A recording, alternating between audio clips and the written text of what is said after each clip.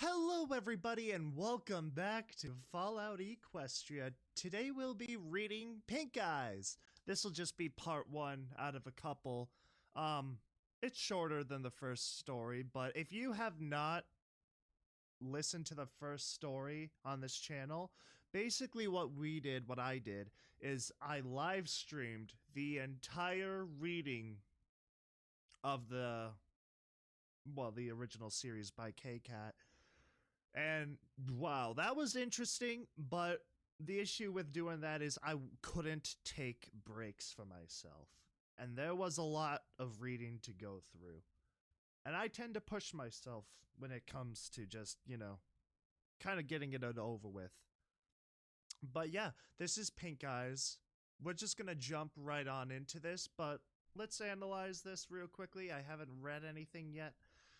Hope is the faith of the young, losing everything she holds dear. Puppysmiles embarks on the adventure of her life to find her mother, her hopes of meeting her again driving her through the horrors of a world not of her making. Too bad the Wastelands doesn't care about hope. Wow. Alright, starting strong. Now I'm guessing this is the, I forgot what they called it in the Fallout Equestria universe, but I'm pretty sure this is the, stuff from if you played Fallout 3, not Fallout 3, Fallout New Vegas. I think that is the crud at the Sierra Madre. That dust crud. I forgot what it was called. I want to. Yeah. No, I don't know.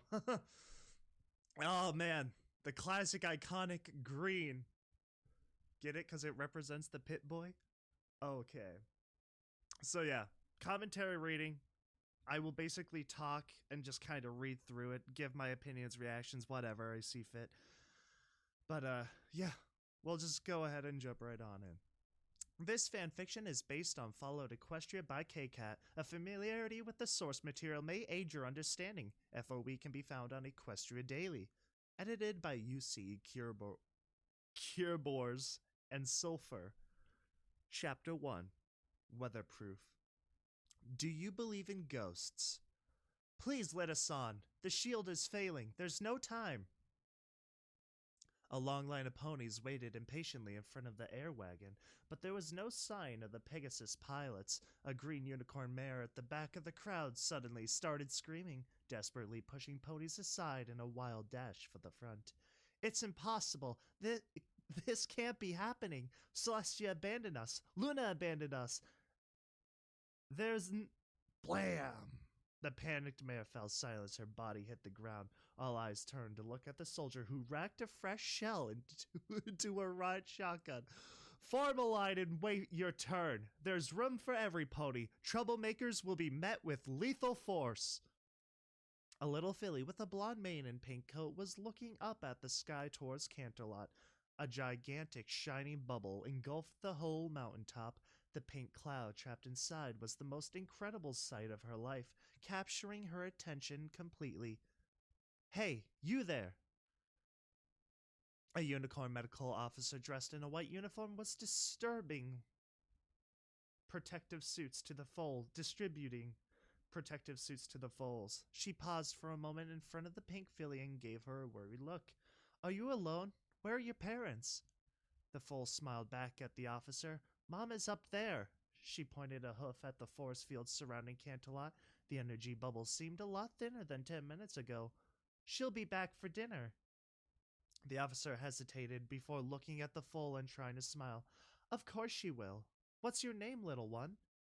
I'm Puppysmiles, cheered the filly, bouncing up and down on the spot. Yes, Puppy. All right. Now listen to me carefully. I want you to take this suit and put it on. You must wear the suit and not take it off. Do you understand? The filly looked at the yellow object with a puzzled expression, then at the white pony. Yes, Miss Pretty Pony. I like you.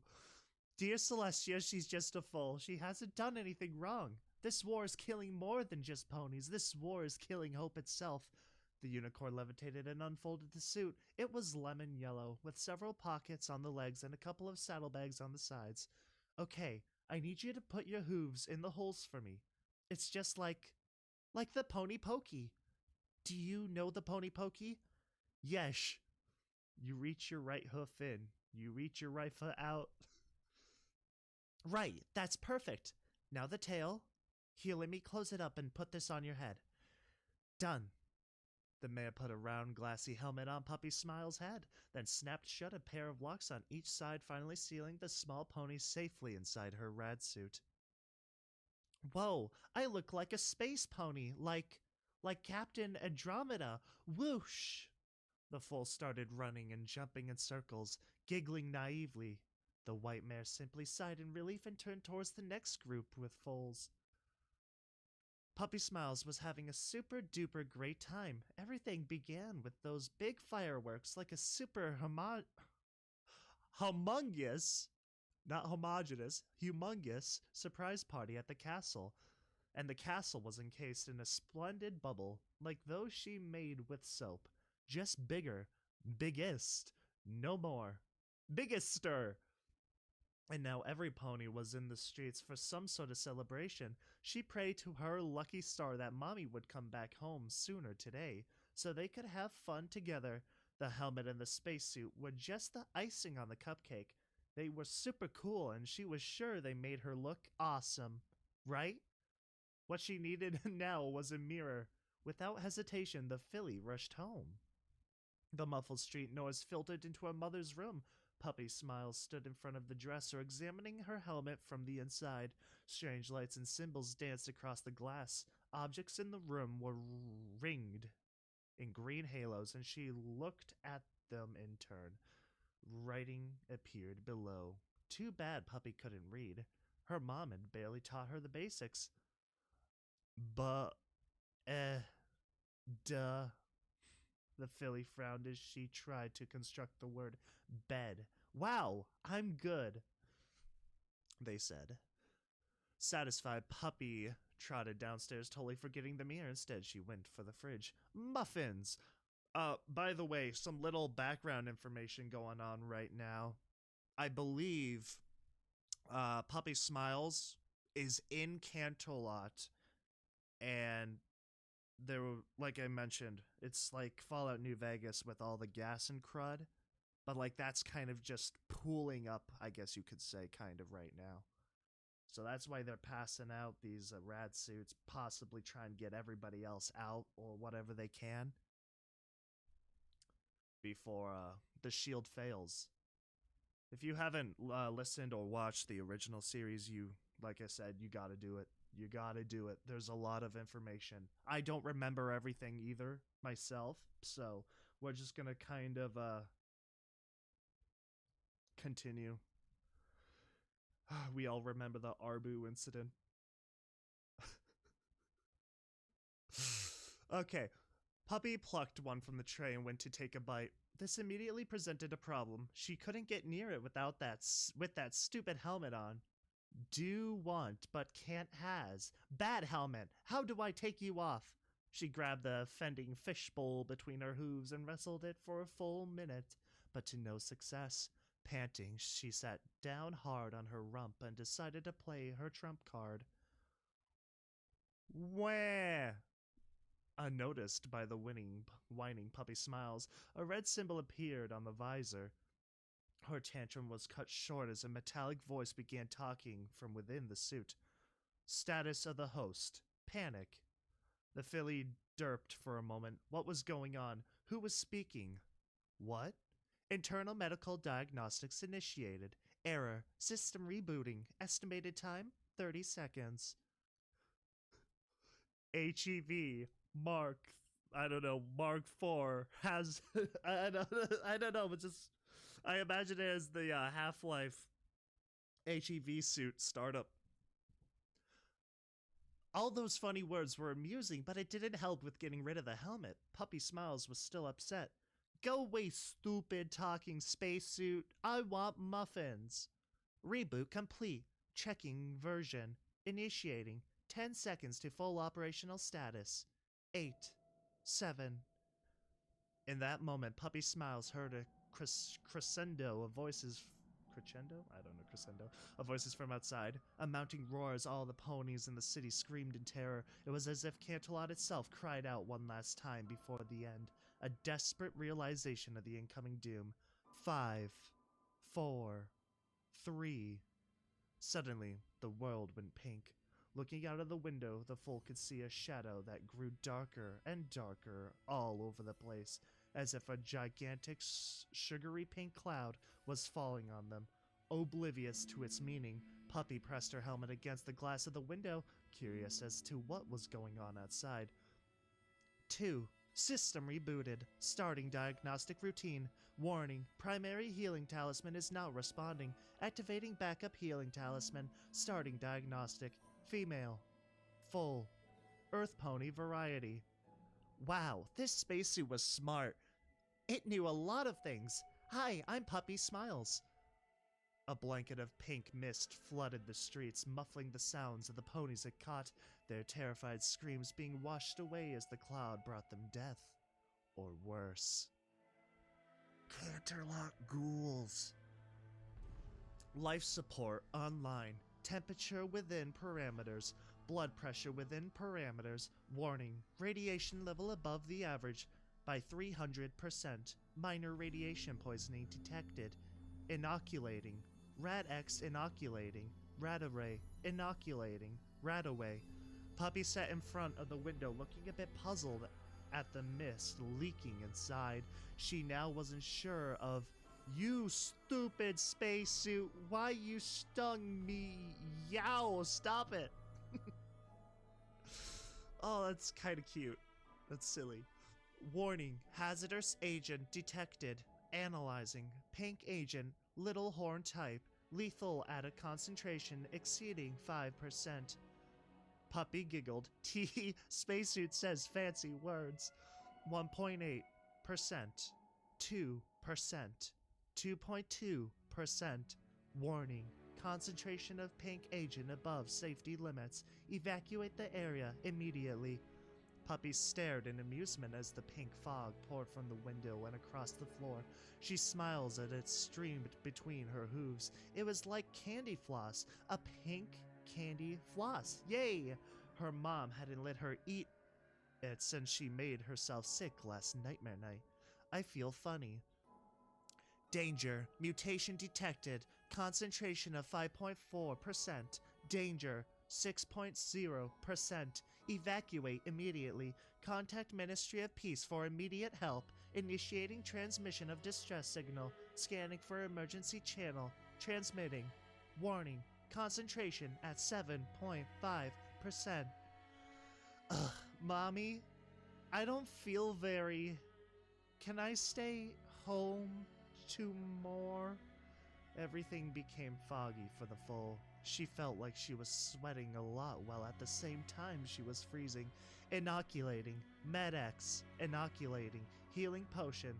Concentration at 12.1%. Inoculating. Rad-X. Inoculating. Rad-Away. Concentration of pink agent at 16.0%.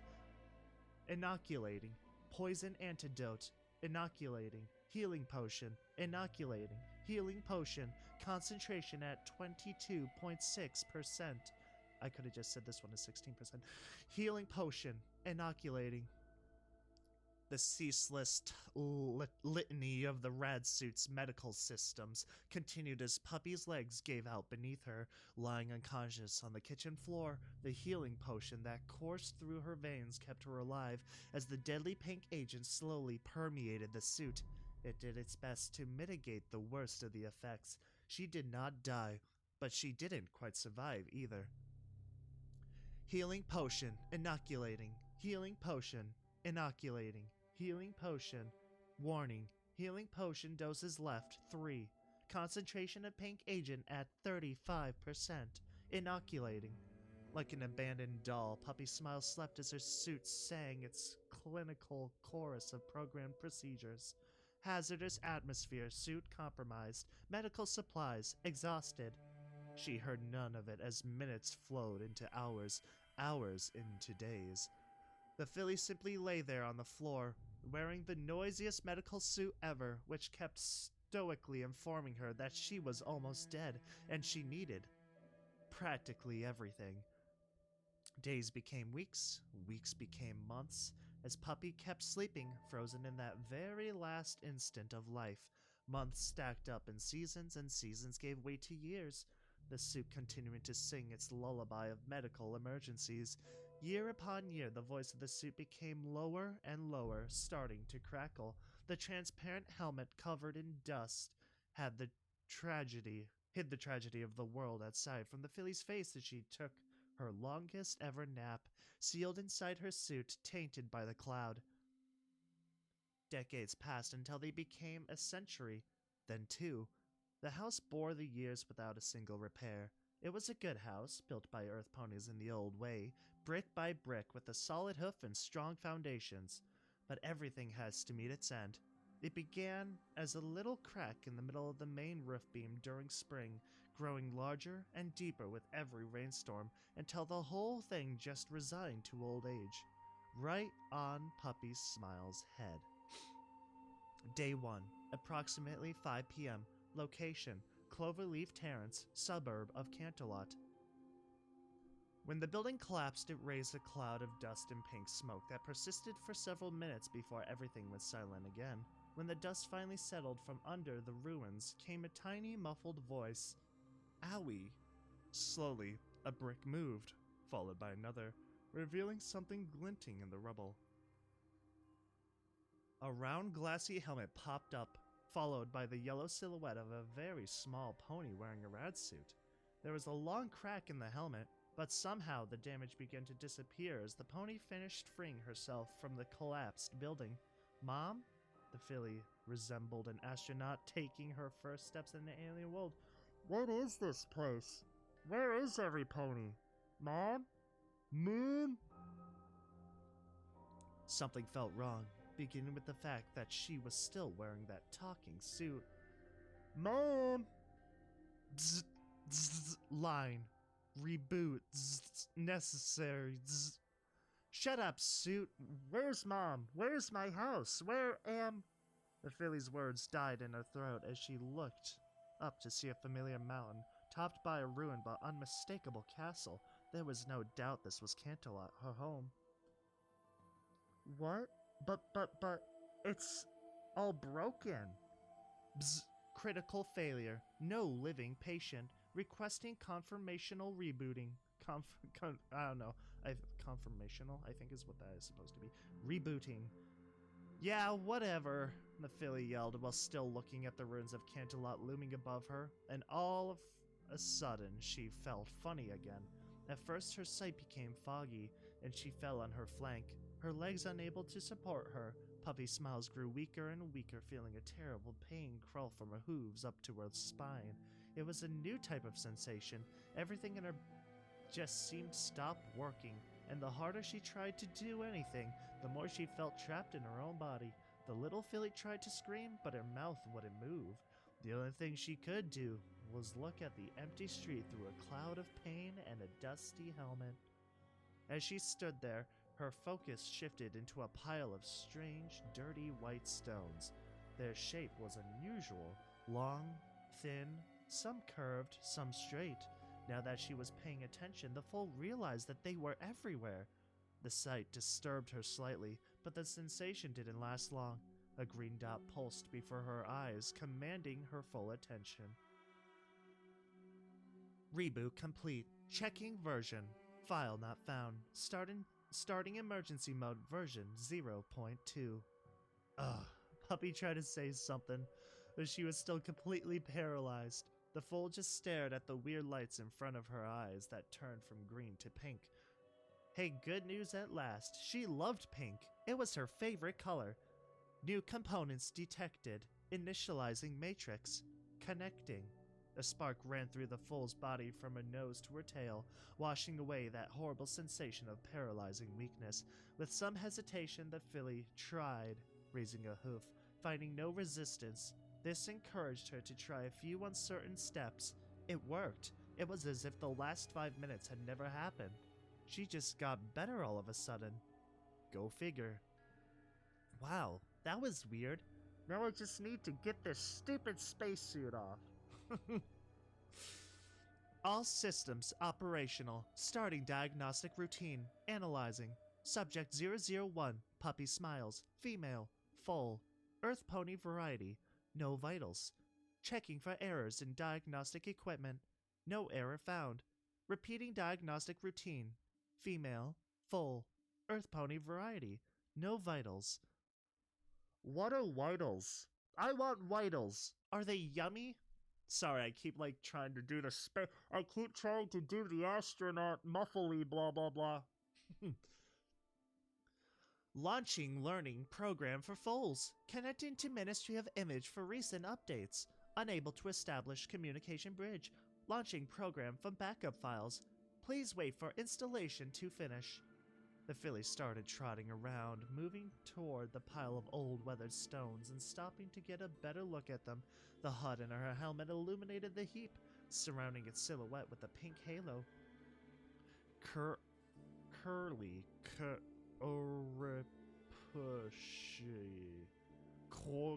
corpse. The filly jiggled. Reading was fun. A second later, she frowned. What's a corpse? Corpse. Noun. Remnants of a dead creature. The more you know. The metallic voice quickly answered the question. Dead? Like dead? Searching synonyms for dead. Cadaverous. Deceased. Defunct. Departed. Done for. Erased. Expired. Extinct. Gone. Inanimate. Inert. Lifeless. I kind of hate that, in a good way. That is so screwed up. I'm glad that it finds 50 different other words to use. That is hilarious. Puppy listened for the first time of the less than poked a long white bone with her hoof. Her eyes pointed out something just too familiar in the skeleton. Mr. Voice, this corpse, what was it? Analyzing. Pony. Adult female. Unicorn variety. The little foal shivered, or at least felt like shivering. Her eyes rose, looking down the street littered with bones everywhere. Skeletons of dead ponies curled on themselves, lining against the walls, corralled in small groups as if they had tried to find safety in numbers. All dead. Every pony was dead. What happened? Mom? Where's Mom? Puppysmiles felt a cold sensation running down her spine. Mr. Voice? Where's Mom? Mom, Ministry of Morale. Analyzing data. Connecting to Equestrian cartography on Spark. Downloading data. Error. Name matching failed. Searching for MOM. Broadcasting signal. Spritebot found. Establishing communication bridge. Puppysmiles stopped following the voice after the first 2 or 3 sentences. Now she was trying to find her home. Maybe her mother was there waiting for her. Why is everything different? Where's my house? Where are all the pretty ponies? Glancing down the street, she saw the rusted and battered remnants of Pony Joe's donut shop. Donut Joe, bro! No, they got frickin' Donut Joe! Not my boy, Donut Joe. Confirming this was the street where she lived. Her house must have been... But... She stood in front of the ruins she'd crawled out of just minutes ago, looking at them in disbelief. Quarry. Broadcasting source. Broadcasting signal found. Location marker transmission. In progress. If this is home, where's my mom? Puppy sat down and started to cry, or at least tried to. Quite soon, the foal realized that she was just bawling. No tears ran down her face and she didn't feel relieved at all. Now, the filly was almost sure that something in her was wrong. She was going to ask the mechanical voice about that, but was interrupted. Ministry of Morale's locations added to map. Nearest mom hub displayed on the navigator. Oh, this poor kid doesn't know the difference between mom and mom. And this computer doesn't know either, I guess. It does, but not the right one. Affirmative. Mom has been located. Nearest mom hub outside Canterlot Ruins is set as new navigational priority. I guess that's a yes. Instructions. Follow the pink arrow on the compass until destination is reached. Thanks. Philly took some seconds to realize how great this thing was. That voice had just found her mom. She was going to see her mummy. Everything was going to be all right. Who cared about the house, the dead ponies, the ruined castle, or this stupid... No, wait. This super duper smart talking spacesuit was going to find her mom. The thought filled her with such glee that it pushed everything else from her mind. Who cared that she didn't feel hungry or tired or whatever? Mom would know why. She was going to find her mom. Everything was going to be fine. Yay! Oh boy. Woo! Day 1. Time. Approximately 8:30 p.m. Location. Yup, that's right. Location. Sunshine Plaza, outskirts of Canterlot. Warning. Vital parameters absent. Warning. Medical supplies exhausted. Warning. All emergency channels are mute. Warning. Warning wrap-up. Warning wrap-up.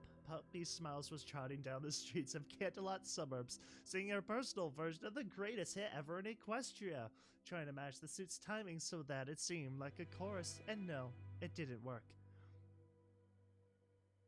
The medical supplies tired. Warning wrap-up, warning wrap-up. We'll soon need batteries. Negative. Energy supply is sufficient. Estimated lifetime of the spark before red level, 1,200 years. Nuclear technology is freaking wild. Oh, come on, just sing and stop whining. Negative. This is not whining. This is a warning. I can supply appropriate audio samples of whining.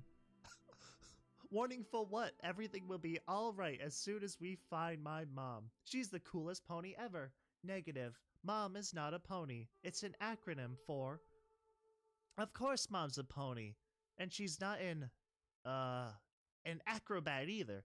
Negative. It's Ministry of Morale. This computer just suddenly became sentient. It's having full conversations with them. Puppysmiles giggled. Silly Mr. Suit, sticks and stones can break my bones, but words will never hurt me. She giggled again. Ministry of Morale, as if that has to do with anything. Puppy trotted the deserted roads past the bombed out relics and ghosts of ponies long dead. As daylight faded into dusk, she found herself in a large city square before a statue of Princess Celestia. Wow, pretty Princess Celestia. When I'm big, I want to be a princess too. Puppy paced around the monument with curiosity, trying to find a way onto the statue's back. Having a ride on a gigantic marble Celestia seemed just too awesome to be a bad idea, but as she prepared to start her ascent, the suit interrupted. Warning, hostile detected, distance 20 meters, analyzing. A red dot appeared on the compass beside her pink objective.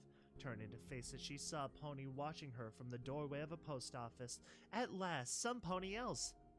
What's his name? Horsetail? Teehee? That's funny name. The filly skipped towards him with her best winning smile. Hi, Mr. Horsetail. I'm Puppysmiles. Warning, hostile at 6 meters and closing. Oh, and this is Mr. Voice. He lives in my spacesuit and whines all the time, but he's super smart. The creature stared at Puppy with an empty, glowing gaze. He was horribly disfigured earth pony. His mane was almost completely gone and skin peeled off his body, in several places revealing rotting meat and yellow bones. Growled the ghoul as he took a step towards her. Is something wrong with you, Mr. Horse? Analysis complete. Creature, Canterlot feral ghoul. Threat level, lethal. Tactical retreat is advised.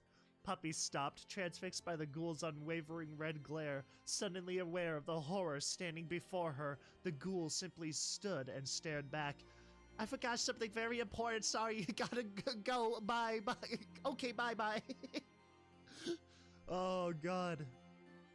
The foal turned and sprinted for her life, scrambling over bones and screaming like the scared little filly she was. Aye! The ghoul watched her display until she disappeared from sight, then Sean turned back into the post office. Oh, that's weird. So do they recognize their own, at least? That must be what's going on. After several blocks, Puppy finally decided it was safe to slow down and catch her breath. She looked over her shoulder, hoping the monster had given up the chase. The street was empty. Lucky Puppy. She was the best runner ever. Maybe she could do a sonic rainbow without even flying. Was that possible? It would have been super cool for sure. Okay, Mr. Voice, you're the egghead. Is that not so pretty pony still chasing us? Negative. Scanning shows no activity in the area. Super.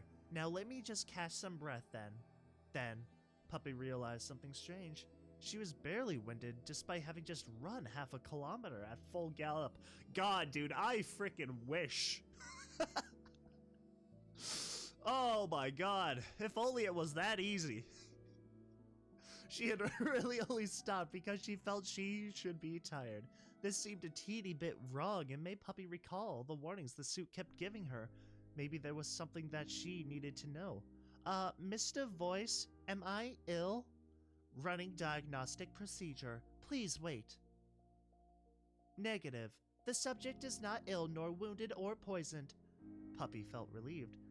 The thing about not being hungry or tired was probably nothing unusual. Her mom was always awake after Puppy's bedtime. She never got tired. Maybe she was growing up at last. Yush. It's because Mom left the room and they never saw. Yush, Puppy was becoming a big pony like Mom. Diagnosis complete. The subject is deceased. Diseased? You just told me I was alright. Negative. I told you that you were not ill. The filly frowned. Wait just a moment. I'm not ill, but I'm diseased? Negative. You are deceased. But that's the same thing I said. Negative. The word you are using is incore. I don't even know what that word is supposed to be. Incore. I'm not sure. Oh, just stop with this. I say tomato, you say tomato thing. It was boring even when I was 5. You don't want to tell me what's wrong? Fine. I don't want to know. Bleh. Puppy stuck her tongue out at the helmet HUD and again started to follow her pink compass heading. She barely noticed that the night had drawn in around her. She could still see her way as clear as day, unknown to Puppy. Her eyes now shone with the faint pink light. Dude, that's crazy. I'm not gonna lie. I would probably, like, if I had something like this, actually, if we didn't have, like, Amazon series and actually high-level advanced intelligence like this, I think I could, like, be happy with that. I think I would live nice and happy with that. Just being able to talk to my computer whenever I wanted to, and it would have detailed responses and basically be the Wikipedia. You know, just by talking to it. You don't need to pull out your cell phone or anything. It's just there.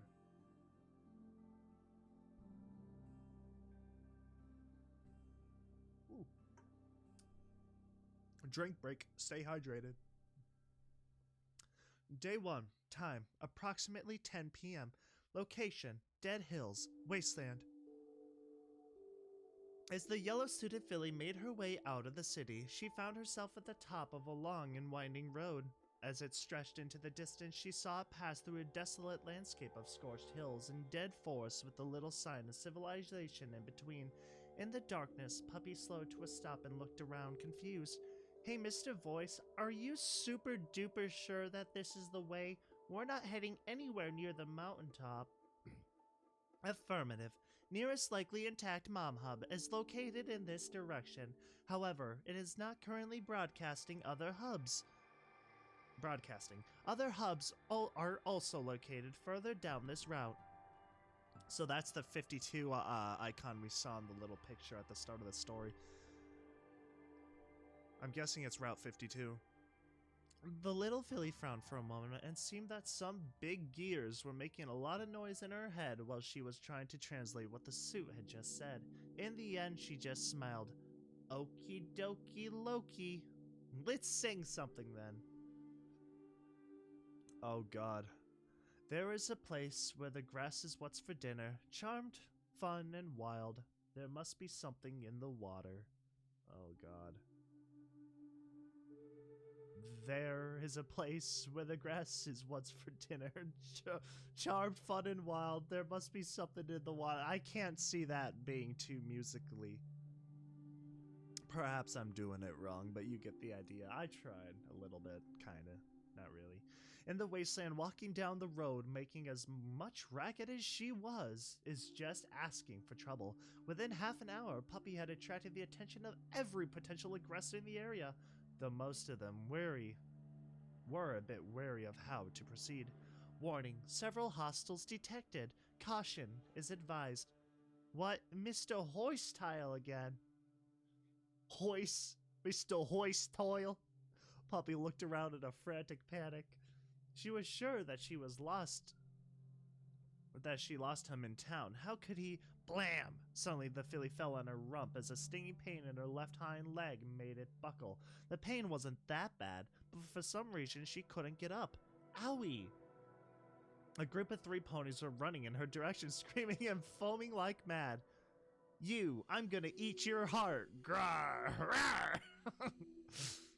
I want his helmet. It's mine. I saw it first. It's mine. It's mine. He's not bleeding. Why isn't he bleeding? Make him bleed. Warning. Breach in containment layer. Exposure to external elements. Unavoidable. Survival of subject not guaranteed. Self-repairing. Magic active. Dude, that is freaking crazy if your suit just fixes itself. Dude, that's kind of wild. You're stuck in that thing until you can find a way to actually take it off. Oh, the foal waved a hoof at the new arrivals. Hi, pretty ponies. I'm Puppysmiles. Have you seen my mom? Oh, and watch out for the horse flies. They sting like crazy. Puppy just sat smiling at the 3 ponies, trying to behave and ignore the annoying sting on her legs. Stupid insects. The trio of ponies rushing towards her showed no sign of slowing down. She frowned for a moment. Is something wrong? Immobilize that bastard. Cut his fucking legs off. I want to see how he does as a snail. Oh my god. By the way, you expect unhinged crud. Depending on the level of unhinged crud, I might just skip past it, but we're gonna just kind of rock it for now. This I can deal with. This is fine. This is okay. A large earth pony tackled Puppy to the ground, effectively burying her under his sheer bulk. The other 2 ponies split up. The unicorn kept his distance and trained a rifle at the foal's head, while the earth pony mare pinned Puppy's forelegs. Got you. Now hold still while I... Warning. Pink agent, little horn type detected. When the earth pony landed on Puppysmiles, a thick pink cloud puffed out from the large bullet hole in the suit right in his face. At first, the pony looked annoyed, but this emotion was rapidly replaced by realization, fear, panic, terror, as finally his head started to melt. I'm not screaming. I'm not doing that. Help me, please help me. Kill me. Oh god, the other 2 raiders stared in disbelief at the massive earth pony as his face melted and dripped from his skull like an ice cream on a hot summer's day. The earth pony mare looked at the filly inside the helmet. She seemed so small, so innocuous? I don't know. She has big, pink, gleaming eyes. It's a ghoul! Back off! Back... The man tried to flee, but started coughing up blood. It was too late to run. She had already tasted the pink venom, and without a healing potion, she was just as dead as her companion. That is so freaking cool. What a defense measure, dude. You're like a skunk, but like, if they attack first, then they pay for it. You can play the ultimate pacifist route. Oh my gosh, that's kind of cool. The unicorn screamed in panic like a foal, threw the rifle against Puppy's helmet, and then ran for his life. In the meantime, the big male rolled from Puppy's back as liquefied brain leaked from his skull's orbits and splashed onto the asphalt. Oh, this poor kid. This poor kid's only been alive for a day in the new world, and this is their first encounter. Oh, the female tried to run while choking on her own blood, managing to get about 100 meters before collapsing. Warning, breach in containment layer. Exposure to external elements unavoidable. Survival of the subject is not guaranteed. Repairs in progress. Oh my gosh. So they were literally wearing a hazmat suit. More like a gas suit, but like you get the idea. Puppy was reeling, shell-shocked by the big pony dying right in front of her. It was worse than a horror movie, mostly because this was real. What in Equestria could have done that? Melting a head with all the skin and the bones, and suddenly she realized, Mr. Horsetail! He had the same melted face! He killed them! And now she was next. No, no, no! That wasn't good. She had to get up and run away super fast. Rainbow dash fast. Unfortunately, her leg wasn't cooperating. She tried to get up and run, but could barely manage a stagger. So stagger she did as fast as, let's say a crippled turtle. Repairs completed. Containment restored. Running medical diagnostic. Subject deceased. Don't you dare start that again. We're in a pinch here. Negative. No immediate threats detected. Hostile count in the area. 0. Count? Mr. Horsetail is a noble pony? Negative. The correct word is hostile. Hostile, however you pronounce it. I say hostile. You are distorting the meaning of... What are you, a dictionary? I'm tired of your fancy words. Puppy sighed with frustration. Look, there's a super evil zombie pony Count after us. We have to get out of here before he finds us again. Negative. There's a misunderstanding of celestial Cut it out! As the anger grew inside Puppy, her eyes began to burn. No, really, they were literally producing brilliant pink flames. They were so bright that she could finally see herself reflected in the glass of the helmet, working like a mirror in the darkness. What Puppy saw was a terrible creature with mud, burning eyes, a soulless monster that scared her to the bone. A creature with mad burning eyes, a soulless monster that scared her to the bone. Oh, I thought she was literally just a walking skeleton. Speechless and completely lost in the vision, Puppy fell to the ground. She clutched the helmet between her hooves, closing her eyes, and started to cry.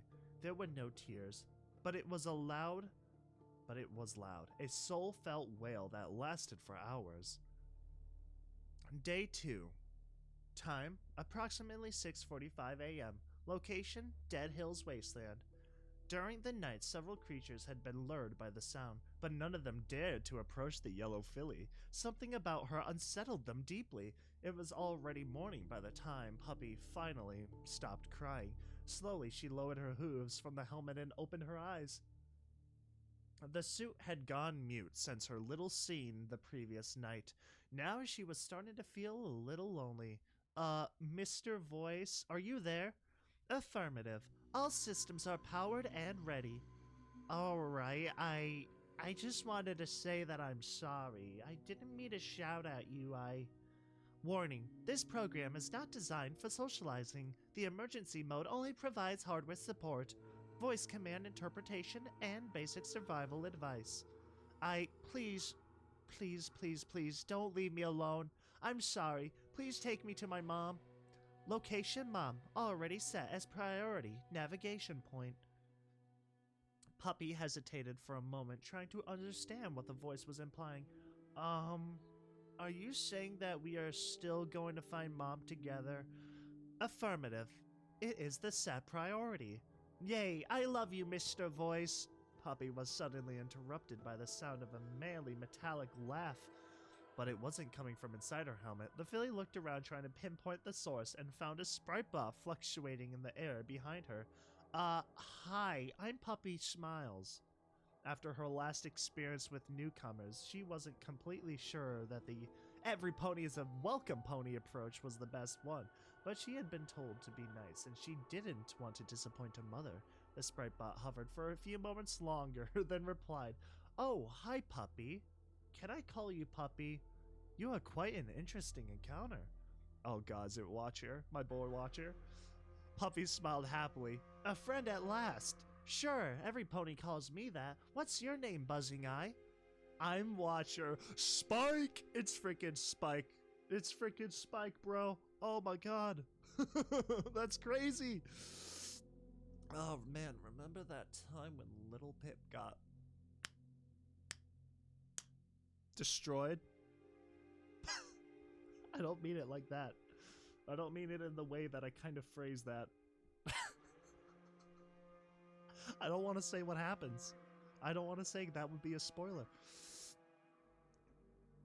The full tilt on her head. What are you watching? Well, anything that I find interesting. Wow, that must be a lot of things. The bot laughed for a moment. Well, yes, quite a lot. Say, is that a fully functioning Mark IV? They believe that's 4. It's 4 or 5. Never really been a Roman numerals type of person. Omni environmental suit are you wearing? You are wearing? Nope, it's a spacesuit. It's super cool and it also talks, but I can't get out of it. Oh, and how did you get inside it? A pretty pony put it on me yesterday. Yesterday? Can I ask who that pony was? Puppy pondered for a moment. She had a pretty white vest and made me sing the Pony Pokey. It was all a bit crazy. She didn't tell me what her name was. Crazy? Like how? The filly frowned, trying to remember the important details of the encounter. Well, there was this big bubble all around the castle, and the streets were full of ponies and soldier ponies, and then all that pink mist, and... Whoa, slow down there for a moment. Pink mist? Castle? Do you mean in Canterlot? Yup. Well, not Canterlot. Canterlot. We live downhill, but it's still Canterlot, you know? Yes, I know. The voice hesitated. And this happened yesterday. Maybe it was a couple days ago. Yesterday, I woke up and all the pretty ponies were gone, and my house was gone too, and there were lots of corpse ponies, and it was creepy. And a really ugly pony chased me now. But now, it's okay, because me and Mr. Voice are gonna find my mom. The sprite bot was silent for a long time. Puppy just kept smiling, waiting for a new friend to say something else. When the voice finally came back, it sounded distant, and somehow not so friendly. So after the thing with the pink cloud, you went to sleep, and you woke up the next day, and everything was just gone. Yup. And you've not been able to get out of the suit since then, and you haven't had to drink or eat or go to the restroom. Nopey mopey, the filly smiled. Mr. Voice said it was because I was diseased, but then he said no, and then yes, and we had this big argument about fancy words. And can I ask you where you are going right now? At last, an easy question. Sure, I'm gonna go find my mom. Mr. Voice found her, and I'm following this super nice pink arrow. When I find her, everything will be alright. This Mr. Voice pointed you in that direction, down this road. Yes. Wow, Mr. Watcher, you are super curious, aren't you? You should be called Mr. Questioner. The filly giggled. The voice didn't say anything for almost a minute. Oh, Celestia, I can't. Listen, puppy, Yes? The filly's eyes grew bigger. The voice went mute again for a long while. I'm sorry. I have to go. I wish you luck. Oh, no, Watcher, no, get back here. Get back here, Spike. Spike, get back here, you coward. Oh, God, that's way too good. That's good. That's funny. Sure, good luck to you too. When I find my mom, I'll tell her that you were nice to me. Bye-bye. The sprite bot gave a brief burst of static and began playing some music, floating away in the direction of Canterlot. Wow, music! He has music! Cool! Hey, Mr. Voice, do we have music too? Affirmative. I received several radio signals. Some of them are meant for entertainment. Fancy words again. Puppy frowned, trying to translate that sentence. This means we can has music? Affirmative. Do it. After a few crackles of static, the radio began playing. The little filly in yellow continued south, trotting merrily along the lonesome road. What is this place filled with so many wonders, casting its spell that I am now under? Footnote level up. No, wait, Puppy uses a monster template. Does she get levels? I think not. Links to chapter 2. All credits for the setting go to K-Cat, author of the original story of Fallout Equestria, published on Equestria Daily. You can also find it here on FinFiction. Puppy Special. Strength is 5, Perception 4, Endurance. Oh my god, they have max Riz almost. They got that Riz. Intelligence is severely lacking, that I see. Oh man, their perception, yep, clearly couldn't. Their eyes are not that great if they couldn't even exactly identify the raiders. Agility 6, luck is 9. That would probably explain the pink cloud that emanated from them. They're shockingly a little bit strong for formatting. Greenhouse. Get the heck off my screen. Okay. Additional things to a non-samurai and llama lumps for reviewing, and a big help with some basic in English I completely missed. Gallery, Puppy Before the Mega Spells by Yestu. Fez Mark 4? Technical data bias? I think that's Mark 4. It's Mark 4 or 5. By Eastu, Puppy by Sip, Puppy and Parador by Eastu. Eastu, sorry if I'm butchering any of these names. My apologies. Cover Full View by Sip. Henrietta Firebright by Erkin General. Alright, well that was the first segment of Fallout Equestria. That is interesting. I like that start. It's like got a Fallout 4 type of opening. Hold the cryo sleep. And just throw you in a hazmat suit and knock you out for a couple hundred years or whatever. Right as rain. But yeah. Interesting. We're just gonna go to the next one. Alright, so Chapter 2, Party Hard. Edited by UC and Silver. Chapter 2, Party Hard. No need to bring a gift. Being there will be enough. Oh, gosh, that is a message right there. Day 2, time approximately 4 p.m. Location, Red Trotters Ridge. Big 52, North Branch. Usually wearing a full environmental suit is not considered the cutting edge of equestrian fashion, but everybody has to admit that it brings some neat advantages. First of all, if you were to survive a direct hit from a balefire spell, you'll probably to live long enough. You'll probably likely live long enough to die of thirst inside the suit. The second good thing is that it is both waterproof and mildly heat-proof, so you'll never need an umbrella or sunscreen. Now that, never needing sunscreen sounds absolutely awesome. Oh, and it's lemon yellow, so it's nearly impossible not to spot you under almost any imaginable circumstances, except perhaps being buried under an avalanche of lemons. Obviously, there are moments when you don't want to be found. As if Puppy cared at all. Yeah, I can't say yellow would be my first choice, but you know what? I'm not the engineer. I am not the architect. I'm not an architect in the first place. That architects deal with buildings, not hazmat suits. Okay, sorry. Random ramble there. Hi, I'm Puppysmiles. The full and yellow smiled at the new pair of ponies in front of her. They seemed quite similar to the trio of the other night, but a bit less reckless and a lot better armed. There was a unicorn mare that had a riot shotgun, a common weapon we seemed to stumble across, and an earth pony mare with a big spear strapped to her side. This information could have been of some importance if only Puppy had some basic understanding of weaponry. The unicorn was the first to talk. What are you doing in Red Trotter's territory, fool? And what the hey is that weird suit? Added the earth pony. I'm looking for my mom, Puppy replied enthusiastically, pointed a hoof more or less in the direction where the road was going. She's that way. The two tribe ponies exchanged a glare, then the unicorn spoke again. Okay, and what's your mother's name? Is she a red trotter? What's a red trotter?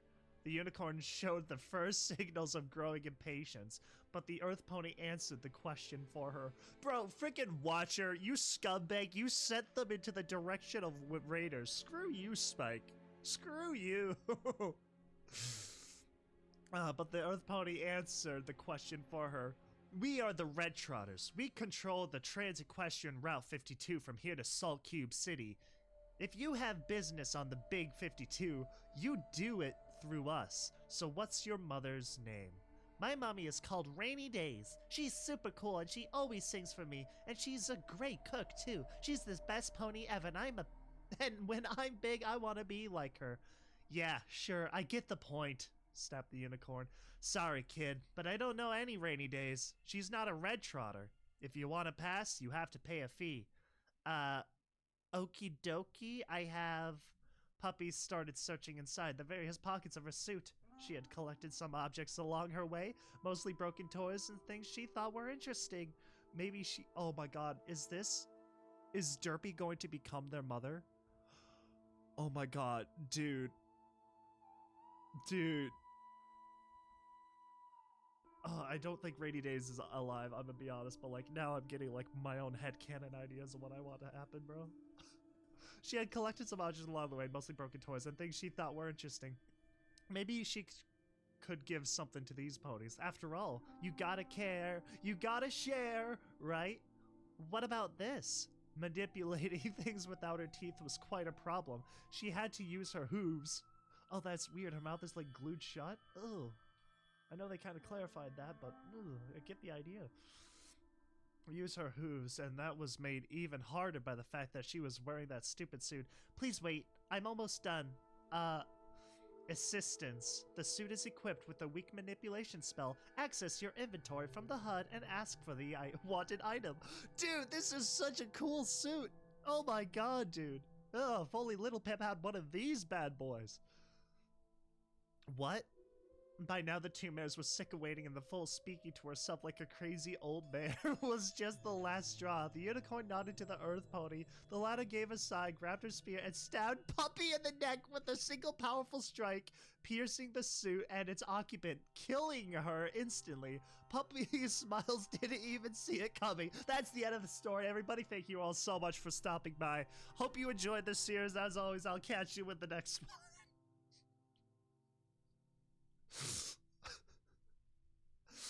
She didn't even see it because she was busy listening to the suit and went down with like a bag of stones. She was dead anyway. A foal wandering alone out here is nothing more than walking glue. If only she had got her here 2 days ago, said the unicorn. The earth pony noticed the troubled expression of her companion. Yeah, poor Ridge Racer. The earth pony retrieved her spear and looked in puzzlement at the pink smoke that was rising from the hole in the suit. Hey,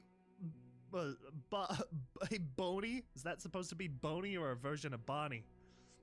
What's that? The unicorn scratched her head with a hoof. You must have broke some talisman in the suit. It could be poisonous. Best stay back. But leave the body here like this? The earth pony hesitated, trying to keep away from the pink smoke.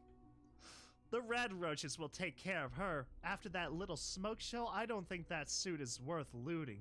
Let's move. The patrol isn't finished yet. The two ponies trotted away, leaving the main road and heading to a low ridge not far from there. The body of the little pony lay in the middle of the road for half an hour. During that time, the small pink clouds surrounding her didn't seem to dissolve. Uh-oh. Oh god, she's a walking biohazard. It's absolutely freaking hilarious. Oh. Those two got lucky their faces didn't melt off. Day 2, time approximately 4:30 p.m. Location Red Trotter Ridges. Big 52 North Branch. The first telltale sign that this story was still going on was the automated voice of the suit coming back to life with a series of crackles. Initializing system. Checking version. Warning. Version number not corresponding. Starting in emergency mode version 0.2. Checking equipment status. All systems online. Major breach detected. Repair spells activated. Resuming last session. Loading personal data for subject 001. Puppysmiles. Subject deceased. Condition stable. All clear. Puppy's eyes blinked for a moment inside the helmet, just as she awoke from a pleasant sleep. The foal yawned and a droplet of pink glittering fluid fell from her mouth and onto the helmet of the suit, disappearing almost immediately as it was absorbed by the glass. Ugh, 5 more minutes, Mom. That is so crazy. See, that's like Enhanced regeneration is a gift or a curse. Look at it like that. You get stabbed in the neck with the spear. You can walk back from that. The filly turned around, still surrounded by the, still surrounded by the pink cloud that was now slowly fading. Breach repaired, subject insulated from external environment. Lazily, the filly got up and looked around. At first she frowned, then seemed to remember something. Oh right, Mom's not here. What was I doing before going to sleep? Puppy tried to scratch her head, but her hoof found the helmet on its way. For a moment she frowned again, shrugged and kept scratching the helmet with a deep, thoughtful look. Dude, if you got like an itch or something, imagine how much that would suck. It will never go away. You'll never be able to get it for the rest of your life. Retrieving temporary memory. Quarry. Last performed action before losing senses. Negotiating passage. Negotiating what? Interacting with self-proclaimed red trotter ponies. Fancy words again. Red who? Talking with pretty ponies. At last, something comprehensible. Oh right, pretty ponies. Now I remember. Where are they gone? Location of red trotters unknown. Adding finding the subjects in the active mission list. Puppy raised an eyebrow with a stumped expression. We have a to-do list? Since when? List initiated 23 hours ago. Objectives on the list, 4. Wow, we have a lot of things to do. 4 is a lot, right? What's on the list? Main objective, reach Mom. Secondary objective, get rid of spacesuit. Secondary... wait, what? Secondary objective. There's 2 secondary objectives. Third objective. I don't know. What the heck do you call after secondary? Third? Thirdiary?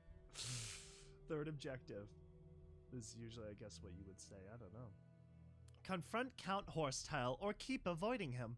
Secondary objective, find red trotters. Oh, it's all secondary objectives. My bad. My mistake.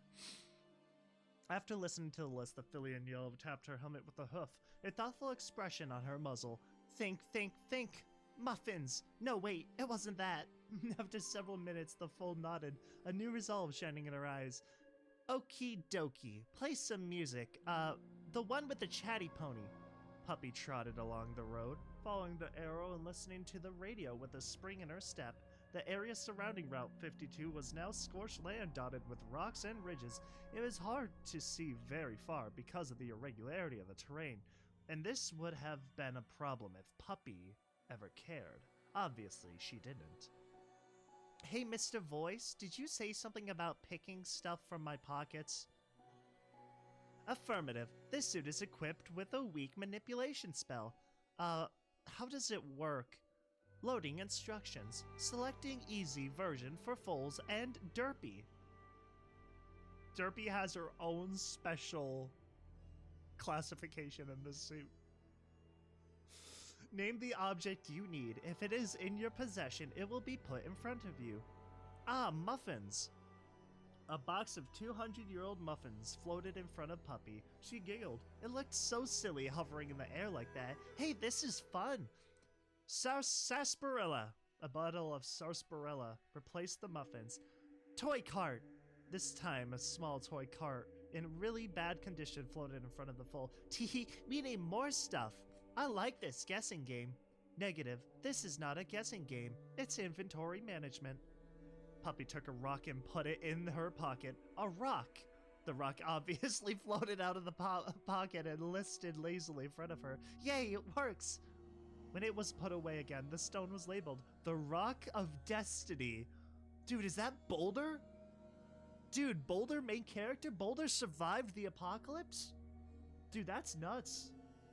That's Boulder now. This is headcanon Boulder. Boulder was there from the beginning. But since Puppy was not so good with reading, she didn't notice. Trotting down the road, the filly kept asking for everything she had in her backpack, which wasn't very much.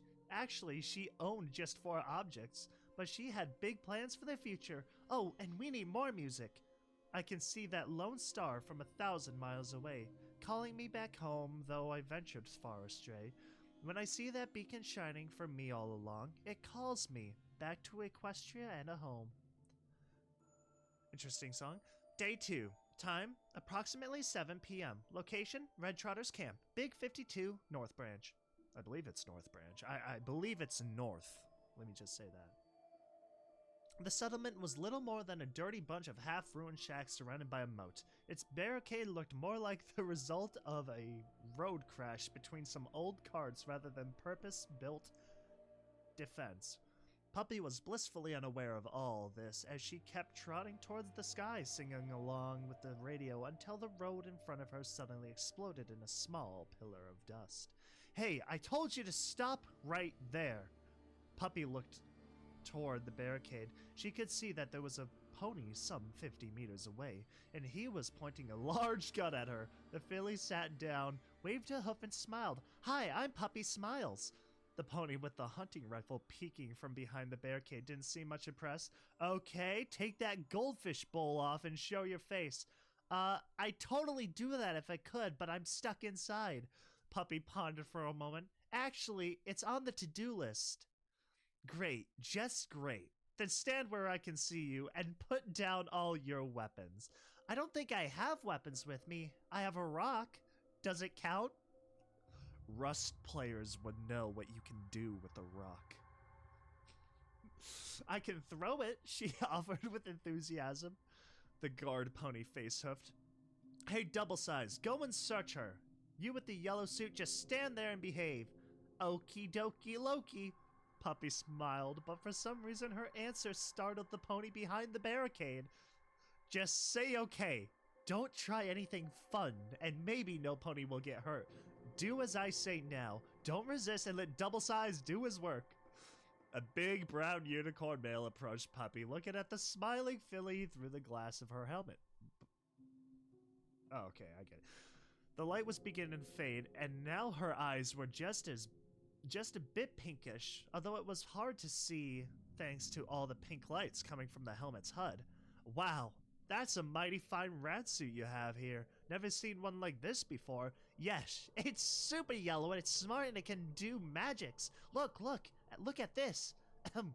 Muffins. The same muffin box from before levitated in front of Puppy.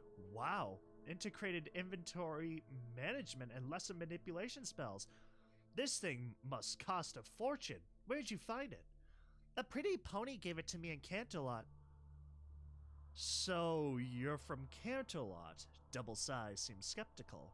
The filly nodded proudly. Uh-huh. A place with the big castle on the top of the mountain right at the beginning of the Big 52? That's it, replied Puppy, smiling. Wow, this explains why you are wearing a full environmental suit at least. Okay. Let's get back to business. Show me your pass. Puppysmiles stared blankly at the brown unicorn. My what? You don't have a pass? Didn't you meet a patrol on the road coming here? I met two pretty ponies. One was an earth pony like me, and the other was a unicorn. They were super nice and super pretty. Yes, rattling bones and frozen soda, said Double Size, cutting her short. Didn't they say about a passage fee? I don't remember. We were talking for a bit, then they went away and left me alone and sleepy. The unicorn sighed and called for a pony at the barricade. Hey, the foal's clean, but it seems that Boney and Soda are giving free passes today. The kid met them, but she has no pass. What now? Just take something from her that's worth the ticket and give her a pass. Oh god, they don't have any. You can't give them the Rock of Destiny. You can't give that away. I will not be happy with this character if they do. Oh my god. My eyes are watery. Oops. Hopefully that wasn't noisy. My bad. Okay. The Earth Pony stripped Puppy of everything she had but the rock and the suit. Actually, he tried to unlock even that, but the harness seemed to be sealed shut from the inside. Oh well, I guess it's just how things go. Sorry, kid. And he gave a Puppy a flattened tin can with a red stain in the middle. Here you go. Special discount for foals.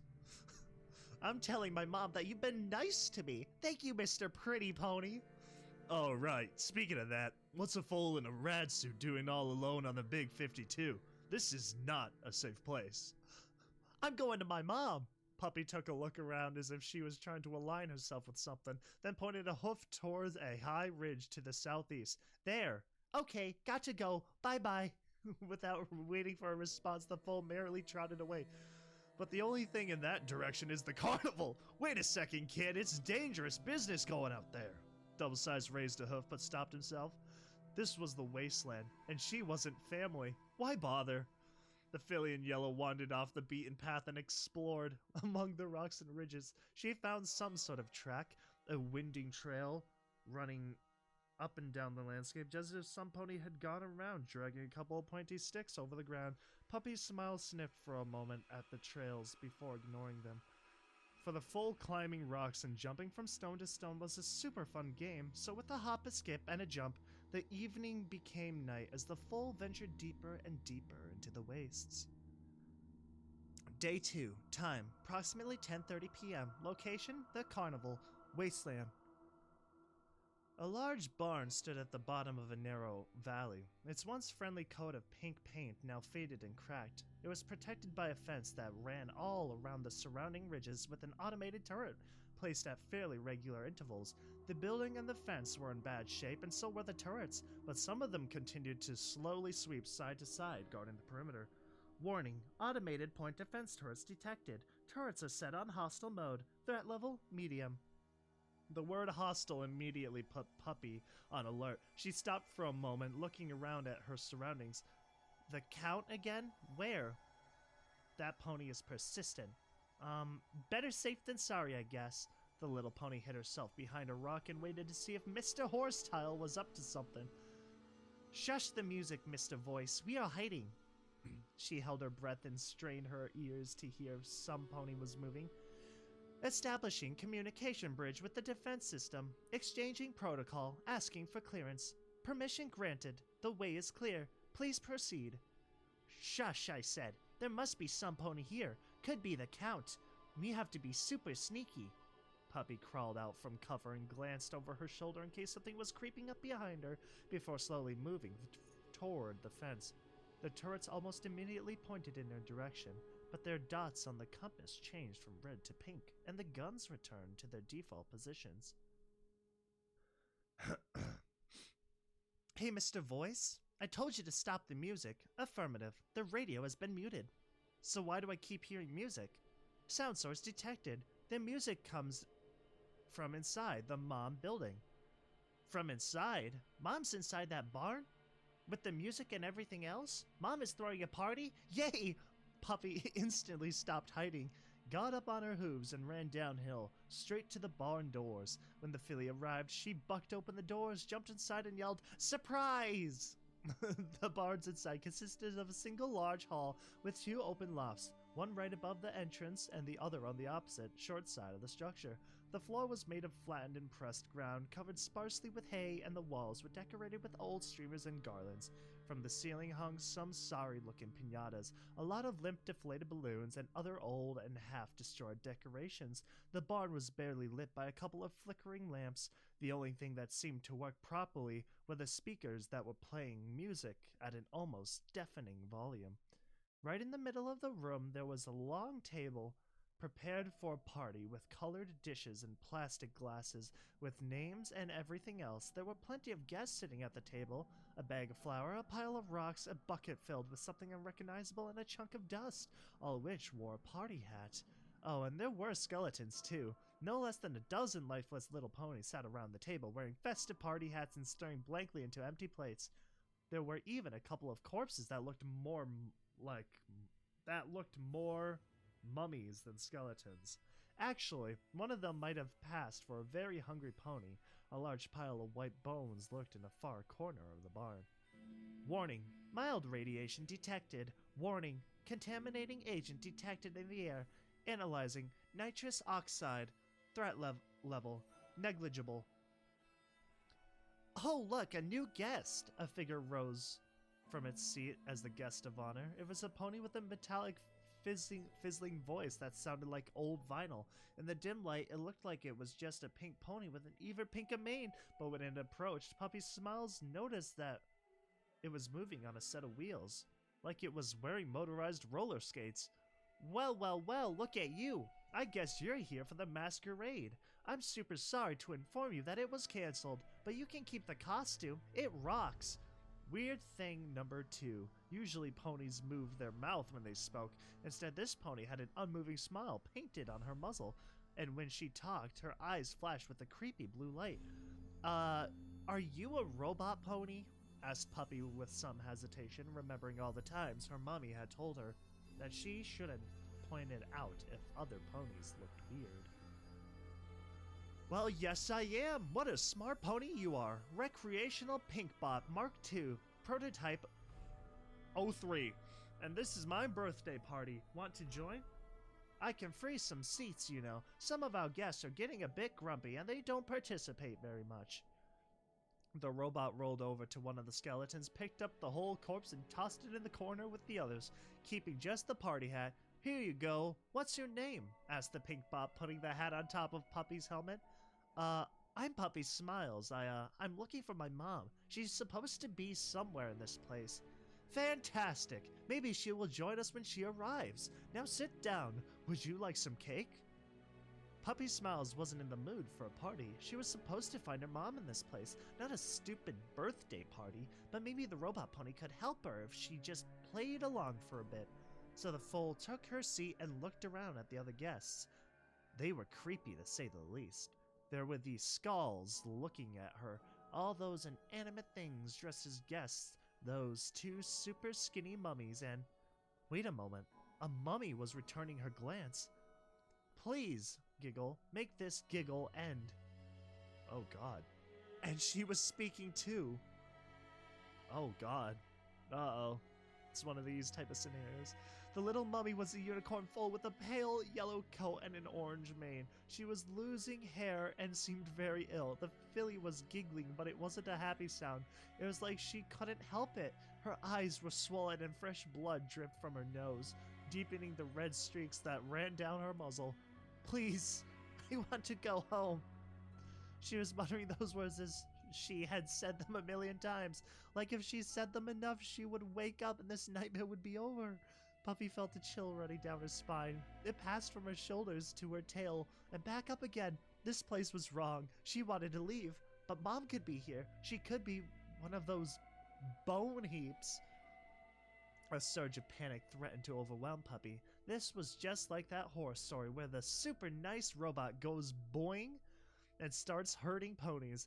Way too many ponies had already suffered in this carnival of horrors, and another wasn't far from sharing their fate. Not to mention that her mom could be on the list, especially if she was heading here. And what if she had already arrived? No, wait, the robot had said something about her not being here, but the robot could have lied. Could she? Who cares? That pink thing was baked bads and Puppy didn't want to play her game anymore. For a moment, Puppy's eyes met those of giggling foal sat at the table. That little pony missed her mom too. This barn was a bad place. Run away now. Go home. Puppy didn't stop looking into the other pony's eyes until the young unicorn nodded and tried to leave her seat. The pink bot moved to intercept her, but Puppysmiles was planning to take up all her attention. Where's my mom? She asked, raising from her seat. We will go looking for your mom when the party is over, okay? Okie dokie? Would you like some sarsaparilla? The little unicorn filly staggered away toward the entrance of the barn.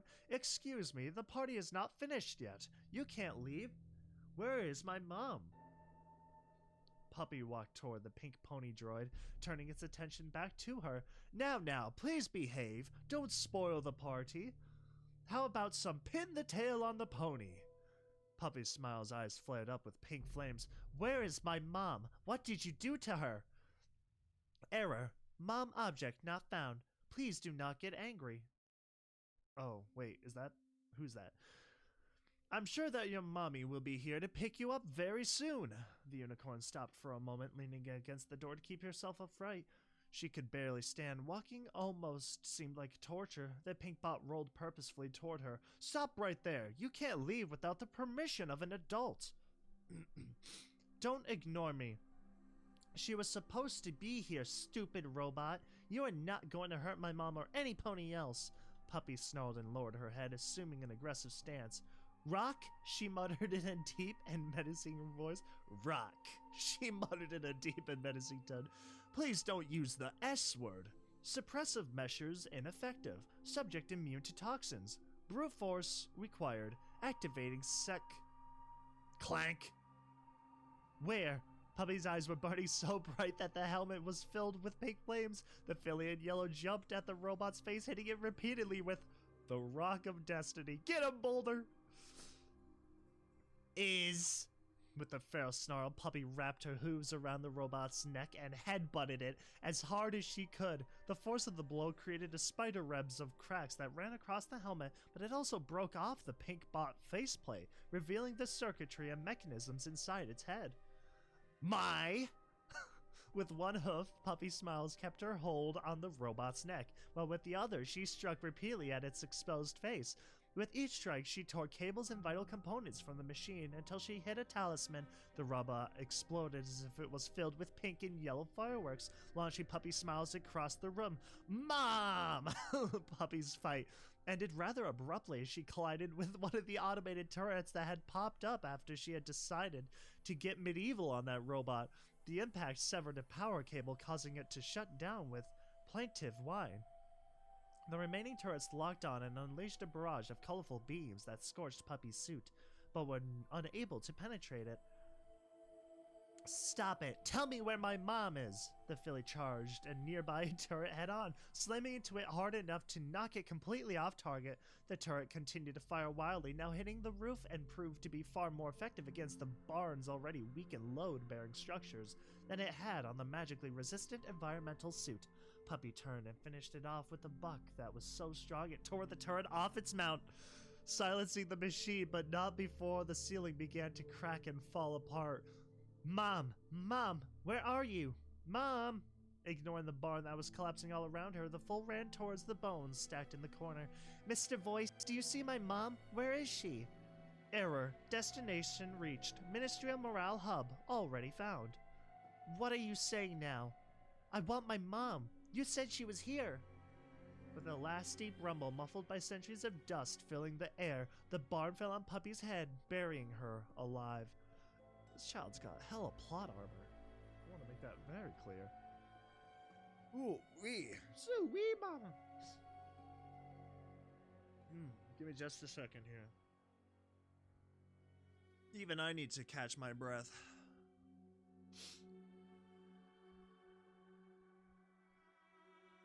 Okay. As the first lights of dawn tried to pierce the ever-present curtain of cloud, a small emaciated unicorn filly crawled out of the defensive perimeter of the former mom structure. The turrets lay still, having lost their power source. Even the music had fallen silent. Its 200-year lament? I don't know. Finally over. Small patches of flame burned among the debris, failing to consume the remains as rotten wood provided inadequate fuel. Day 3. Time. Approximately 9:15 a.m. Location, Carnival Wasteland. Even now the cursed place couldn't find peace. I didn't ask you to find this party of horrors place. I told you to find my mom, said a muffled voice from under the ruins. Negative. You asked. The suit launched an audio file with Puppy's voice. Mr. Voice, where's Mom? That's exactly what I'm saying. Affirmative. Ministry of Morale's nearest functioning hub was located and marked on the map. It was set as primary objective and reached 11 hours ago. Then it was destroyed. Yeah, I remembered that part. It exploded twice. Negative. It is impossible to explode twice. Major damages repaired. Systems fully functional and ready. Puppysmiles went silent for several minutes trying to think. Going harsh on Mr. Voice was useless. Mostly because there wasn't anything to hit. So she had to be smarter. She was a smart pony, right? She's got some super strength crud going on. That pink bot had said so, after all. Okie dokie Loki. It's useless to cry over spilled milk. I mean, under spilled barn. Mom wasn't here, but you said there are other places, so what's next? Warning, despite the perfectly clear explanations, there is still a major misunderstand. Ah, shut up. What's the next mom's place we have to check? Really, Mr. Voice could be all work and no play at times. Dumb suit. The voice went mute for a moment. If it had had a more complex artificial intelligence, it could have said something else, or at least felt frustrated. But this wasn't the case. This program was designed to be effective and to obey. So that was all it could do. Next mom. Location marked as primary objective. Location set as target on the campus. Compass, not campus. What?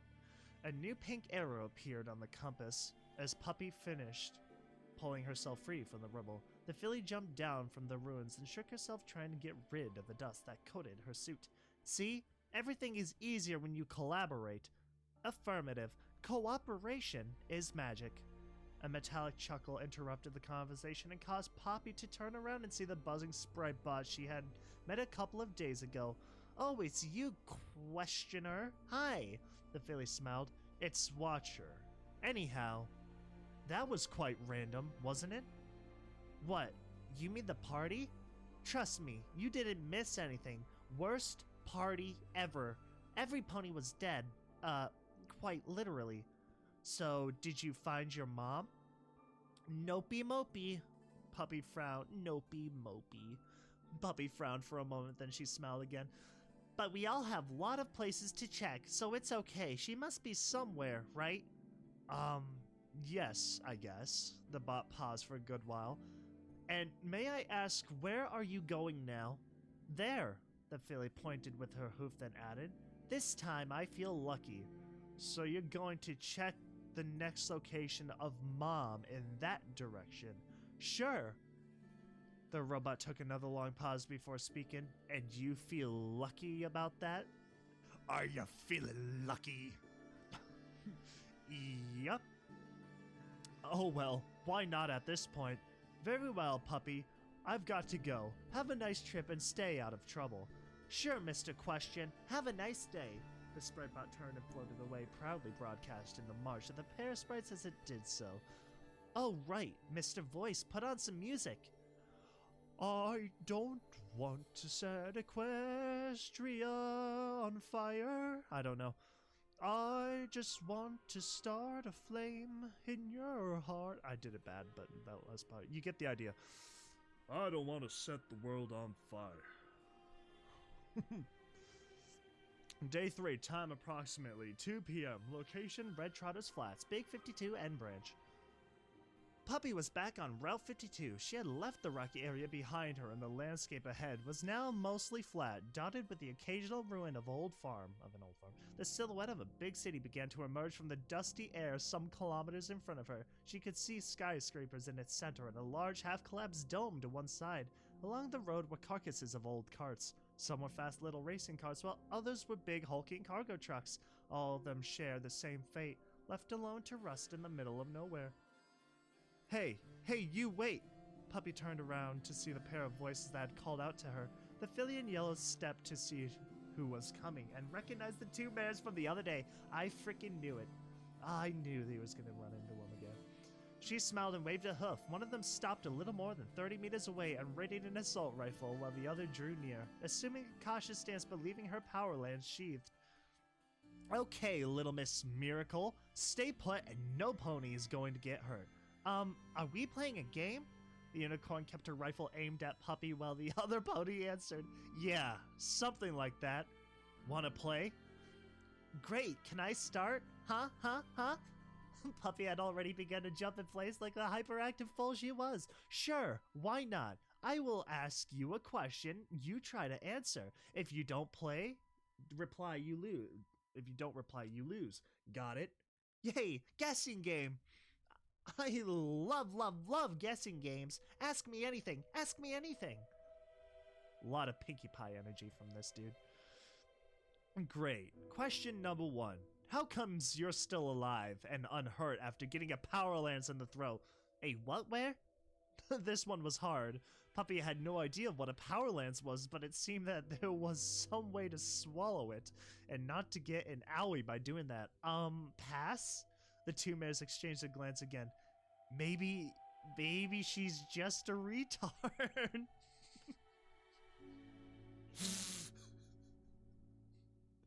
I'm sorry. It's kind of funny. For the earth, like, given the situation, I imagine it's like the, when you do a low intelligence check. Oh, so you're just a little slow. Freaking that scene, I can't remember if it was Fallout 1 or 2 or whatever. If you have like low intelligence or whatever, you can talk to some member of the Enclave and they give you a little dumbed down version of it. Offer the Earth Pony. The unicorn sighed. Well, at least try asking something else. Okay, kids, so why did you go to the carnival? You mean the old barn? Well, their stupid Mr. Voice told me that my mom was there. Guess what? She wasn't. And in her place, I found the worst party ever. There was this mad pink robot that wanted to hurt my mom, and I got upset, but the robot exploded and a strange thing started throwing nasty lights at me. Then I don't remember very well what's next, but I think that the barn fell on my head. That happens to me a lot lately. Puppy stopped for a moment, pondering. I hope that skinny filly is safe. Ridge Racer will live, and that's the only thing that keeps my friend from pulling the trigger. The Earth Pony took a long breath. So you resurrected, trotted all the way to the carnival, destroyed that cursed place, and saved Boney's sister just by accident? I don't remember doing all that, but if you say so, and you were just looking for your mom all the time? Yes. Do you know where she is? Yeah, she's a retard. The Earth Pony face hoofed while the unicorn behind her couldn't hold in a snicker. Yeah, she's a retard. Sorry, I'm throwing that word around a lot. I don't mean anything by it. I'm just having fun with this story in a joking sense because this is kind of hilarious. After a short laugh, the unicorn's expression became more serious. But she saved my family. I'm in debt to her. So what now, Boney? Asked the Earth Pony. I don't know. Rattling Bones lowered the rifle and approached Puppysmiles, who smiled at her. Somehow, that enthusiasm and innocence stole a little smile from that hardened unicorn, and she placed a hoof atop Puppy's glass helmet. I'm not sure if you're good or bad news, but I owe you one. So thanks. Rattling Bones took a rectangular scrap of metal with a white half-eaten apple painted on it. Wait, what? Took a rectangular scrap of metal with a white half-eaten apple painted on it, offering the object to the filly in yellow. Huh. Here, take this. It's a pass if you're going to Salt Cube City. Show it to the guards and they'll let you inside. Understood? Puppy's eyes widened with glee as she stared at the gift. Wow, thanks, a present. I love presents. Thank you super much, Miss Pretty Pony. The unicorn continued. You put an end to a nightmare for our entire tribe and gave me back the only thing I cared for. I hope you'll find what you're looking for, little ghost. Duh, aren't you guys cute? Mocked the Earth Pony Bear. Oh, just shut up and let's keep moving, Soda. We have a patrol to finish. Hey, are you crying, Boney? Oh, just shut up! Don't you dare laugh or tell this story to any pony. Guess what? Now I feel sorry for killing her. The two ponies left, heading in the opposite direction to the pink arrow. Puppy watched them trotting away and waved her hoof as they disappeared behind a ridge. I like pretty ponies. They are pretty. Puppy smiled before setting off in the direction of the big city. Hey, Mr. Voice, can I ask you something? Affirmative. Please state your request. When we find my mom, are you going away? I mean, I don't want you to go away. Negative. As an effect of the Little Horn agent, this piece of equipment is irredeemably fused with you. Well, thank you for the honest response. Oh my god. This means that we are together forever? I can keep you with me when we find Mom? Affirmative. I imagine if you skin them very efficiently, you'll be able to pull it off. Get a little bit in theme here, right? Puppy smiled, listening as always, only to the part of the explanation that she wanted to hear. Alright, Mr. Voice, you already know what we need to do now, don't you? Affirmative. Analyzing the previous interactions, your request is predictable with 95% accuracy. The radio began playing music and Puppysmiles started to sing along.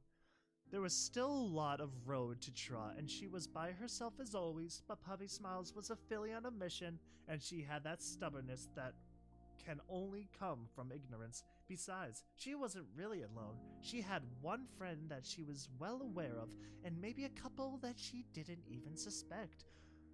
You and me together will be, forever you'll see. The two can be good company, you and me. Yes, together, we two. Not familiar with whatever that song, or if that is a song, that is.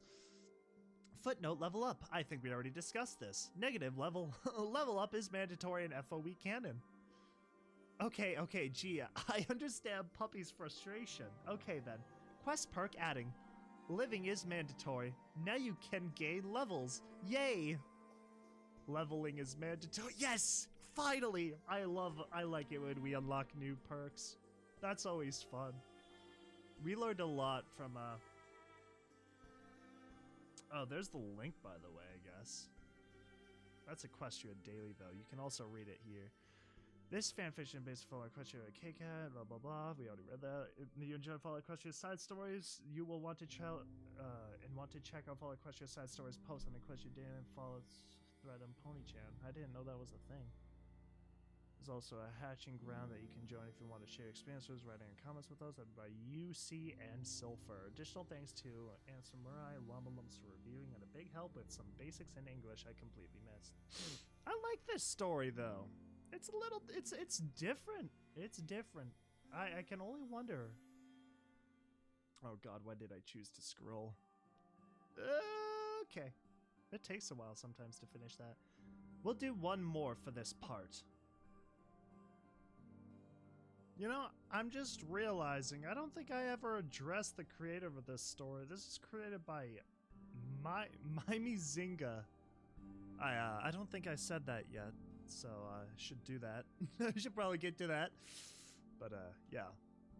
Alright, so Chapter 3, The Lost Herd, edited by UC. Chapter 3, Lost Herd. Once upon a time in the dying land of Equestria. Good night, fillies and gentle colts. This is Lonesome Pony speaking, and you're tuned to Radio 52. All the news you need to hear about Big 52 and nothing else. Well, almost nothing. In fact, it seems that now the biggest radio station on Equestria is broadcasting through all the Wasteland.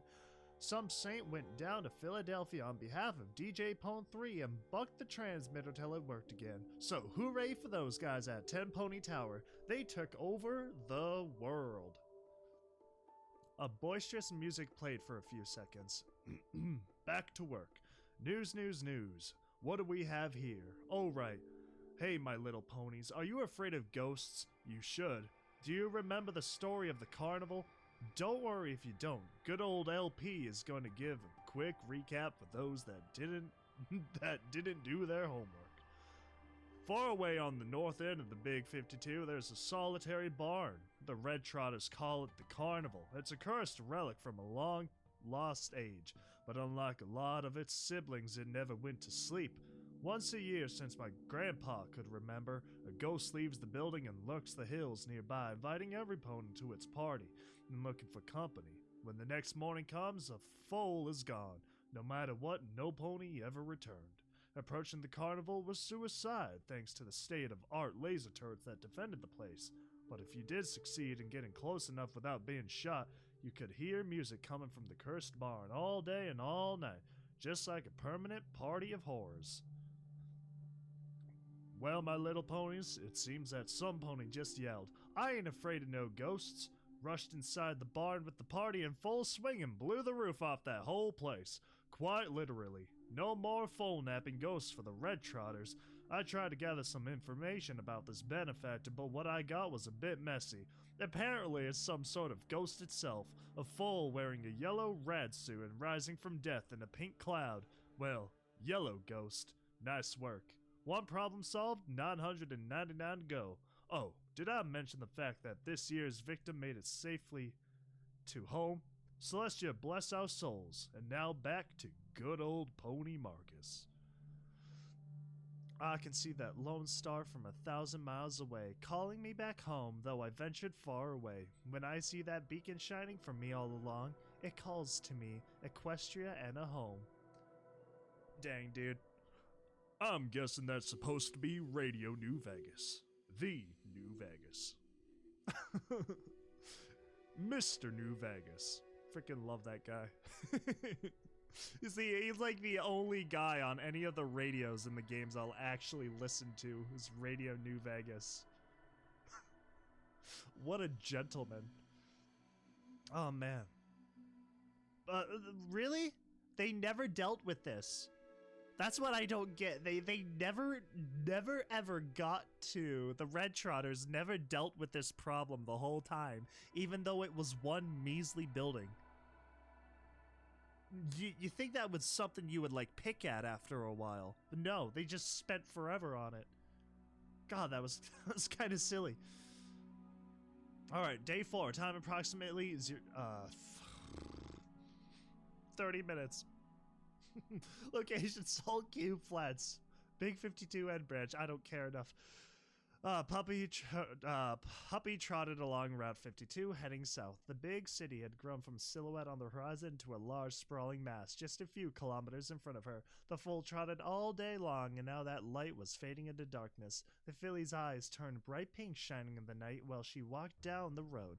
Without the daylight, it was possible to see a green glow around the dome of Salt Cube City, while the bigger skyscrapers of downtown were lit with some sparse fires. The largest part of the city simply faded into darkness of an ever-clouded night sky.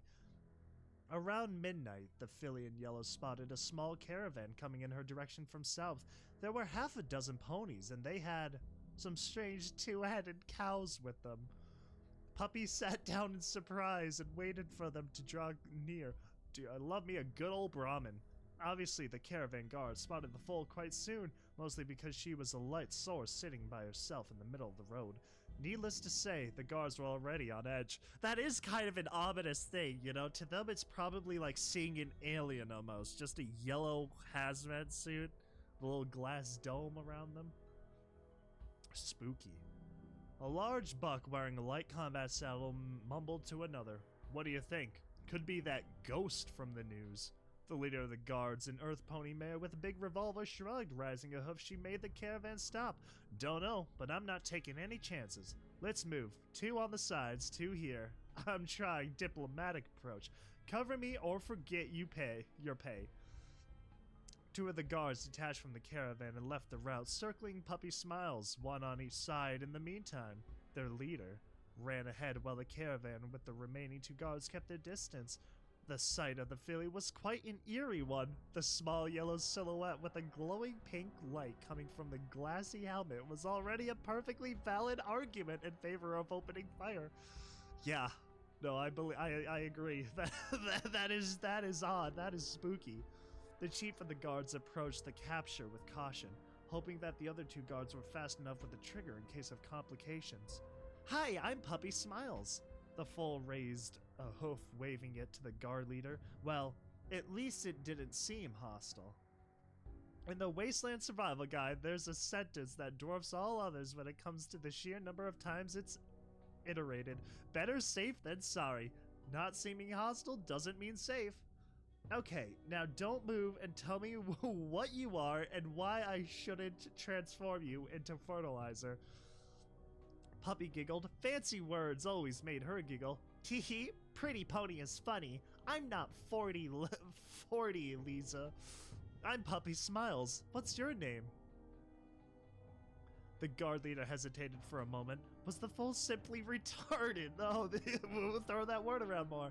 Or it was all part of some well-schemed trap. The whole situation just smelled wrong. Yeah, I'm Solid Slug. Are you alone? Without waiting for an answer, the guard gestured to the 2 on her sides to check their surroundings. Nopey mopey, I'm with Mr. Voice. He's super smart or super stupid. It depends, but for sure he knows where my mom is. And where is this Mr. Voice now? She sounds psychotic saying this crud, and I absolutely love it. inside the spacesuit. See all the lights and the pretty dots? He makes them appear. Okay, 9 out of 10, she was just retard. Oh, this is getting kind of funny. Solid Slug took a better look at the helmet of the suit, trying to ignore Puppy's brightly shining eyes.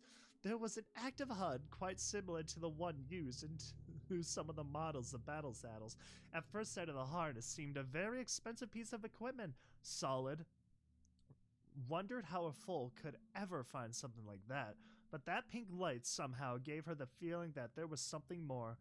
Long story short, Solid Slug had been in the business for a whole lot longer than most caravan guards and had picked up more than a thing or two about the Wasteland all that time. This allowed her to formulate her next question. Say, are you from Canterlot by chance? Yes, my house was just under the mountain in Cloverleaf Terrace, but the other day it went down, so now I'm looking for my mom. She wasn't at the old barn, but Mr. Voice says that there is another place in that big town, so I'm going there now. Puppy pointed to the hoofs somewhere southward. Solid Slug nodded a couple times while listening, raised a hoof and gestured to the caravan. After some preparations, the car started moving again. Wow, you chat a lot, don't you? Lonesome Pony was speaking about your exploit at the carnival. My what? You mean the old barn? I didn't explode there. It was the barn that exploded, silly filly. Puppysmiles giggled. That pink bot was totally baked bad. At first it was really creepy, but I'm a brave pony. Solid Slug scratched her head, trying without avail to follow Puppy's chattering. Yeah, that's great. I'd stay here and chat for ages, but we have to keep moving. If you're going to Salt Cube City, the ghoul community is at the Dome. I think they call it the Glow. Don't wander too much in downtown. They don't like your kin. Oh, right. And good luck, little ghost. When the caravan arrived, the other ponies of the group launched curious looks at Puppy, but Solid Slug whispered something to her purple unicorn with a red mane, and they simply kept moving. The filly in yellow stared with amazement at the Brahmins, and waved a hoof to the pretty ponies as they disappeared in the night. When she was on her own again, the foal trotted away, heading south along the route. Day 4, time approximately 11:30 a.m., location downtown Salt Cube City. The gate was a simple barricade built with sandbags and salvaged metal plates. On a wooden platform, a pony with metal barding operated a Gatling gun, while 2 other guards checked every pony that wanted to get in Salt Cube City. One last pony, unicorn wearing an officer uniform, sat inside a small metal structure writing things on a register. It was almost noon, but the traffic on the north end of downtown was as dead as the Wasteland. This time Puppysmiles was ready. She had that metal thing with the painted apple and showed it to the guards. One of the armored ponies approached her while the others kept their weapons ready. Let's see. Yes, this is a valid pass. Now what's your name and business here? I'm Puppysmiles. What's your name, Mr. Pretty Pony? The guard raised the visor of his helmet, giving Puppy an annoyed look. Corporal Farsight. Now what's your business in Salt Cube City, kid? It's a kid. Why are you interrogating him? Leave him alone. Oh, I know this one. I'm looking for my mom. She is somewhere in that direction. Puppy pointed a hoof towards a cluster of ruined buildings and the guard sighed. Very well, I guess that's enough. Just another question. Why are you wearing a full environmental suit? Oh, this one? I'm stuck inside it. But that's okay, because Mr. Voice lives in the spacesuit too, and he's helping me with my mission. The filly lowered her voice, whispering to Farsight, He's not very good with that, but don't tell him. He's quite grumpy. The guard lowered his visor again and shrugged. As long as you're not gonna blow a mega spell in downtown, you can dress as you like. Welcome to Salt Cube City, kid. The filly in yellow trotted beyond the roadblock, but Farsight called her back one last time. All right. Don't go anywhere near the dome. There are feral ghouls in the area, and it's heavily irradiated. Okie dokie Loki. Bye-bye, Mr. Guard Farsight. Puppy trotted merely towards the big skyscrapers at the bottom of the boulevard, even though the pink arrow pointed to a different direction. Downtown was your typical trade hub along the Big 52. There were guards that kept ponies from killing each other in a couple of dozen tents, with signs of different trading companies operating in the area, like the Water Herders or the Bullet Gallopers. There were even freelance traders and some trade posts from the nearest tribes. The open market was placed in the streets, but the real downtown were the 4 skyscrapers that still stood in the middle of the settlement. Salt Cube City had been the target of a single mega spell during the war, and the missile... Oh my god. And the missile vector that should deliver it malfunctioned. The warhead hit the Salt Cube dome in the city periphery, piercing the roof and exploding at ground level. The massive structure of the dome shielded the surrounding area from the worst effects of the direct hit, but not from the fallout. During the success of 2 centuries, the most weathered buildings surrounded one by one to the ravages of time, but the 4 biggest and least damaged skyscrapers survived and still stood in the middle of the city. The 4 towers were the symbols of power of Salt Cube City. 2 of them were each the main hub of trading company, while the 3rd was the headquarters of the Hired Hooves, a powerful mercenary company. The last building was the smallest one and housed with white apples, the original tribe that inhabited the city. They were formerly the real proprietors of the whole town and got a share of all the commerce going on in the place. The White Apples were also the main breeding ground for the Hired Hooves, mostly consisting of the families of the ponies that worked from the mercenary company. Puppy stood in front of a small tent marked with red splash, the symbol of the Red Trotters. The shop sported a vast choice of melee weapons and light armors on the shelves. A mare with an old cowboy hat was sitting on an ammunition box just in the middle of the exhibition. "Hey, nice dress, little one. Say, are you from the north?" The mare smiled at Puppy and lifted her hat with a hoof, revealing a horn on her forehead. The cutie mark on her flank depicted a basketball. "Hi, I'm Puppysmiles." They like introducing themselves a lot. The foal waved a hoof and trotted towards the mare. "I'm from there." Puppy pointed a hoof at the street outside the tent. "I'm Playmarker. I think that lonesome pony mentioned something about you last night." You mean the chatty pony of the music channel?" Puppy scratched her helmet with a thoughtful expression. Last time he was speaking of the importance of drinking pure water. No, I mean the news about the yellow ghost." Maybe there is more than a pony wearing a rad suit around. Anyhow, what do you need?" Puppysmiles frowned. "Why is every pony calling me a ghost?" Playmaker smiled. "So it's you after all. I knew it." The unicorn tapped her chin for a moment. "Say, aren't you a bit too young to destroy a cursed barn?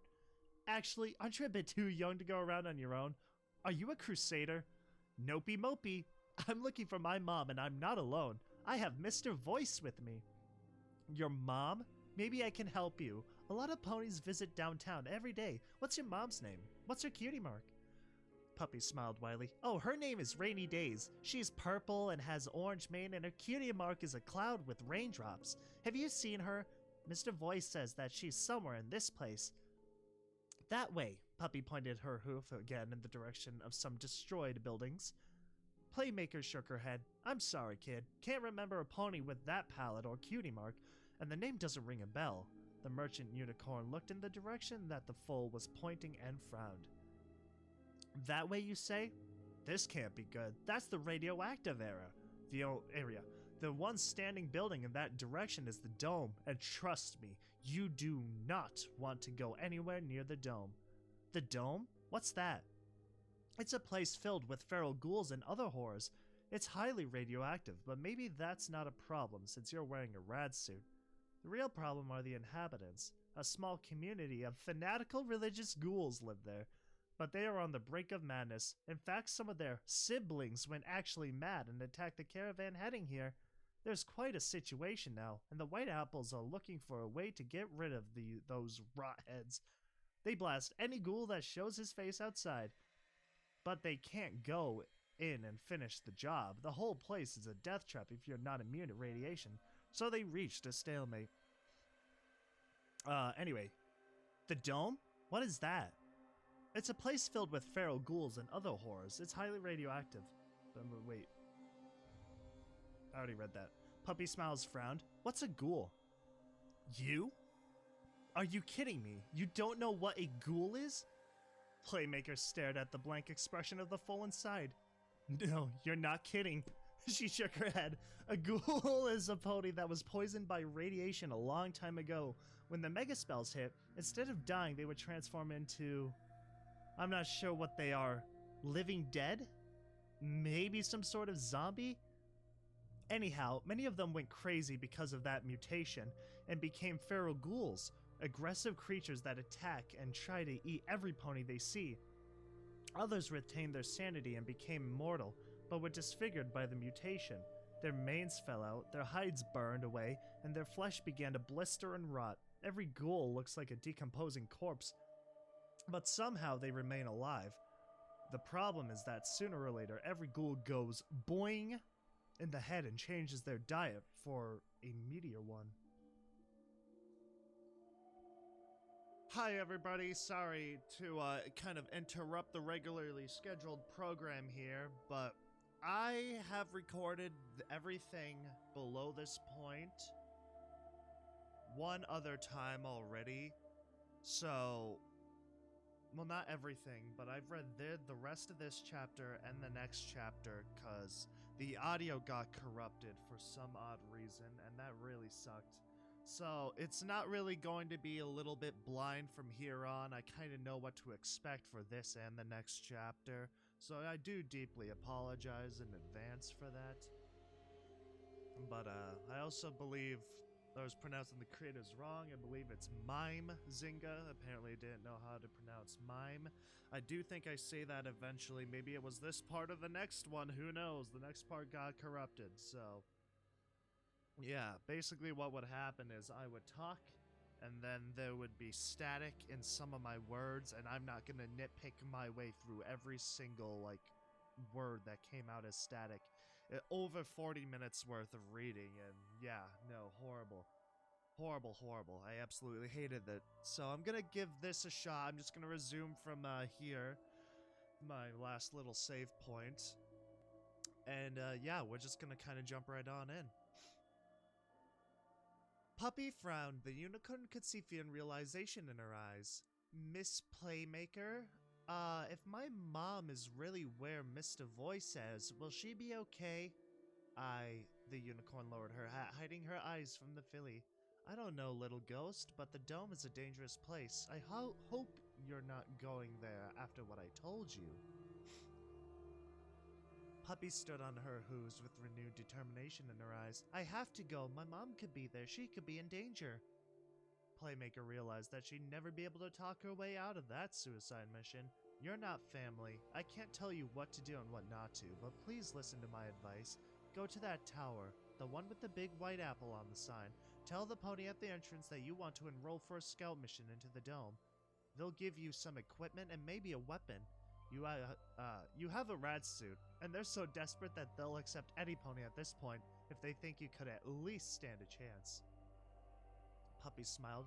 Okie dokie Loki. Hang on, Mom, I'm coming to rescue you. The foal galloped out of the tent and eagerly rushed into White Apple Tower. Warning, mild radiation detected. Threat level negligible. The dome was a humongous elliptic structure that had once served as an expo center where a large number of events could be hosted at the same time. A gigantic globular roof once covered the building, but now it was almost completely destroyed. Globular. Ooh.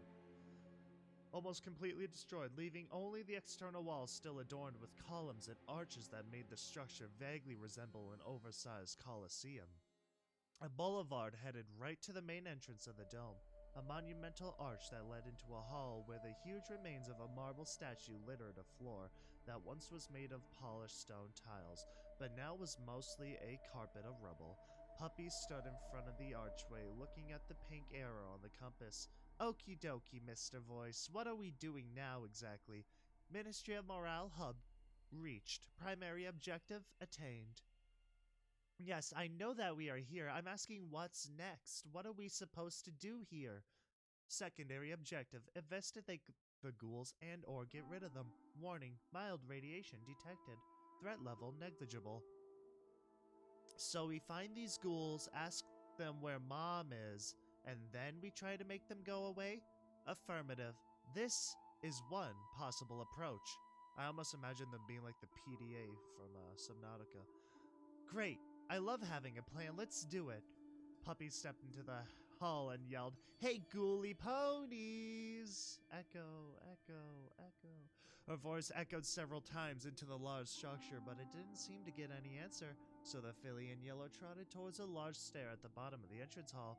Warning, heavy radiation detected, threat level negligible. Hey, I think I've seen some pony moving behind that statue. Hey, you, wait! Puppy galloped in the direction of the shadow that was hiding behind the pedestal of another broken marble monument.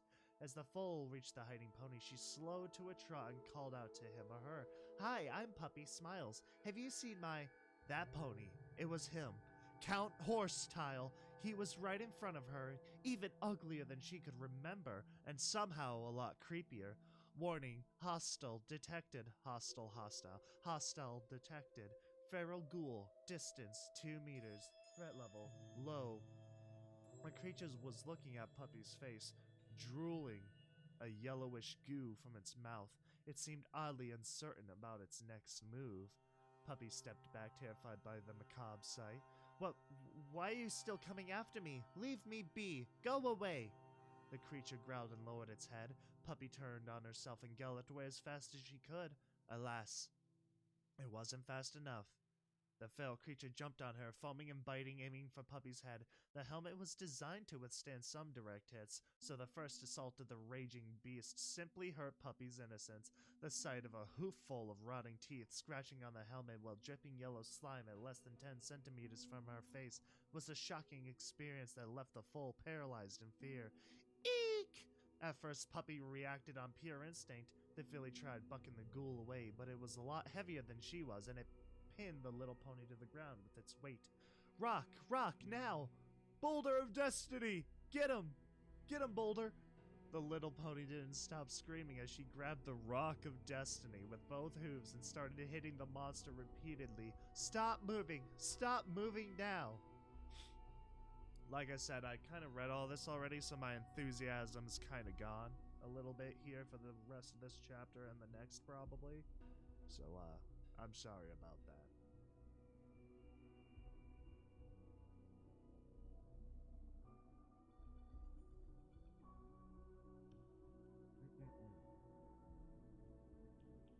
A couple of minutes later, Puppy was still beating the brown slimy pulp that was once a pony head. The scratches on her helmet and some minor bruises on the fabric were already gone due to self-repairing spells built into the suit. Slowly, the beating simmered down until it stopped completely. The ghoul was positively immobile, and Puppy needed to catch her breath. It had been terrible, but at last the dark shadow of Count Horsetail was gone. No more hiding or running away. The monster was stopped once and for all, his reign of terror extinguished. At last, Puppy felt relieved. Then she raised her eyes from the dead ghoul, and finally noticed the 3 other ghouls that were looking at her with empty eyes and drooling mouths. Warning, hostiles detected on a count of 3. Nearest target, 12 meters. Hey, Mr. Voice, what is static? Misunderstanding. The act of giving the wrong meaning to a sentence, creating confusion. The more you know. Puppy nodded slowly while the 3 ghouls were looking in her direction from the end of the hall. Good. What is exactly a Horsetail count? Oh my gosh, it screws me up, but it fits so well. Hostile count, number of enemies or ill-intentioned creatures in sensor range. Actual hostile count, 3 feral ghouls. Threat level, moderate. Puppy sighed, threw the Rock of Destiny at the ghouls and charged. The ghouls did the same thing from the other end of the hall. They're just going right on in. 2:30 p.m. Salt Cube Dome, Salt Cube City. Warning, several breaches in the containment suit. Warning, Little Horn agent detected. Warning, compass malfunctioning. Warning, inventory management spell temporarily offline. Warning, energy crystal cells damaged. Emergency cells on 29.06%. Warning, deadly radiation level detected. Threat level negligible. Subject deceased. Condition stable. All clear. Puppy stood in the middle of the scene of mayhem, decorated with goo and rotten flesh. The bodies of 3 ghouls lay scattered on the ground with their heads missing. The whole fight had taken a while and been very messy, with the ghouls regenerating because of the radiation in the area, and Puppy regenerating because of the pink agent and her rad suit's enhancements. In the end, the Foal's dedication at aiming only for their heads won against the brainless biting and bucking of the ghoul trio, but in the process she had been beaten like a bucking bag. Her flanks were half eaten and a thin pink cloud invaded the area. Hey, Mr. Voice, are you sure that Mom is in this place? Affirmative. Actual position, Ministerial Morale Structure ID 00201, Sol Cube Dome. Okie dokie Loki. Puppy stopped listening at affirmative and bit the dust falling on the ground, exhausted from the fight, because the only thing I want to do now is crying. A couple of figures appeared from another entrance of the hall. They seemed to whisper something to each other before one of them took a hunting rifle, and the other moved cautiously toward the filly in yellow. Puppy reached out with her hoof for the rock of destiny in front of her and grabbed it, but her eyes were so tired she just wanted to lie down a little more. Please, go away. Please stop being mean. I'll behave. The nearest pony now was close enough to let Puppy take a good look at it. It was another ghoul. Shocker. I totally didn't know that. But somehow different from the others. This one was wearing a uniform similar to the one of the mare that gave her the suit. Moreover, it didn't drool, had some intelligence in its eyes, and last, but not least, it spoke. Hey, are you okay, little one? This place is deadly dangerous. The pony's voice was like chalk screeching on blackboard, but somehow Puppy felt like it was a mare's voice. Hey, Soft Air, we have to take this foal out from the radioactive zone before she dies. Do we have some Radex or some Radaway? I don't think so. Stay out from the pink cloud. It seems awfully familiar. I'm almost sure it's something dangerous. The scouting pony had roughly stopped before getting too near to Puppy and tilted her head. Oh, so it's not just my bad eye. The ghoul trotted around the pink cloud that was quickly dissipating, as if the suit were drawing it back inside itself in the process of self-repairing.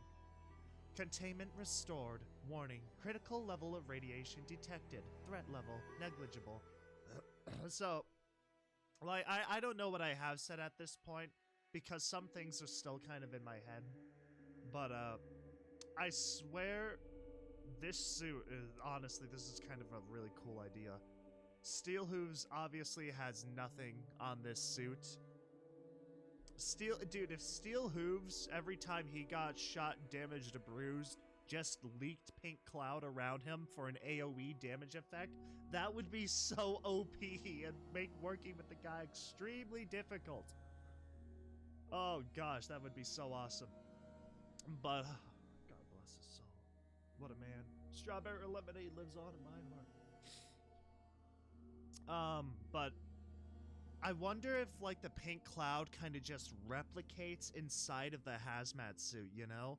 I wonder if Puppy's body or whatever just, like, keeps producing the pink cloud inside the suit? Or if there's only a limited amount of the pink cloud inside the suit. I think it's, like, kind of neat, though, right? Because you basically just have a little AoE effect whenever you get hurt kind of thing. You can melt people's faces off if they come near you. How crazy of a power would that be? Puppy slowly raised on her hooves while the ghoul mare drew near, and the other kept his weapon ready. The filly had to try something diplomatic. I hope those ugly ponies weren't your friends. The word you're looking for is ghouls, little one. And yes, there was a time when they were our friends, but I guess that right now you did them a favor, so no bad blood. The ghoul mare stopped in front of Puppysmiles and took a look inside the helmet. The face of the filly was annoyingly well conserved, not showing scars or signs of deterioration, but the pink flame in her eyes, burning bright with radiation of the place, spoke volumes about her nature. You are quite a strange ghoul. I'm Peach Blossom. What's your name? Yeah, I'm Puppysmiles. I'm looking for my mom. She's supposed to be somewhere in this place, but all I found were these ugly ponies. Peach waved a hoof, calling her companion. Soft air, stop being paranoid and come here. Then she went back, speaking with the foal in yellow. Could you please stop calling us ugly and just say ghouls? Anyhow, if your mother is here, she has to be a ghoul too. Otherwise, she's going to be super slim. What's your mother's name? I know this one. Her name is Rainy Days, and she's super cool. Have you seen her? The buck coming near overheard the conversation. Rainy Days, Rainy Days. That name sounds familiar. If you give me a second or two to think about it, I might remember something. Puppy looked amazed at Soft Air. Really? Please, please, please, where is she? Hey, wait, I told you I can't remember her very well. My memory is not as good as it used to be. Anyhow, if you don't want to meet other pharaohs, we should move. Let's go to the glow. Peach Blossom nodded. Yes, let's get back. After all, we found what we were looking for. Anyhow, Puppy, where are you from? Canterlot. Puppy smiled with pride. Canterlot was the best city ever. Why not being proud of it? Oh my god. Both ghouls frowned. Peach looked away while Soft Air sighed. Oh, so you're one of those, Peach muttered to herself. War sucks. Yeah, it does. Especially when you're conscripted. Now that sucks.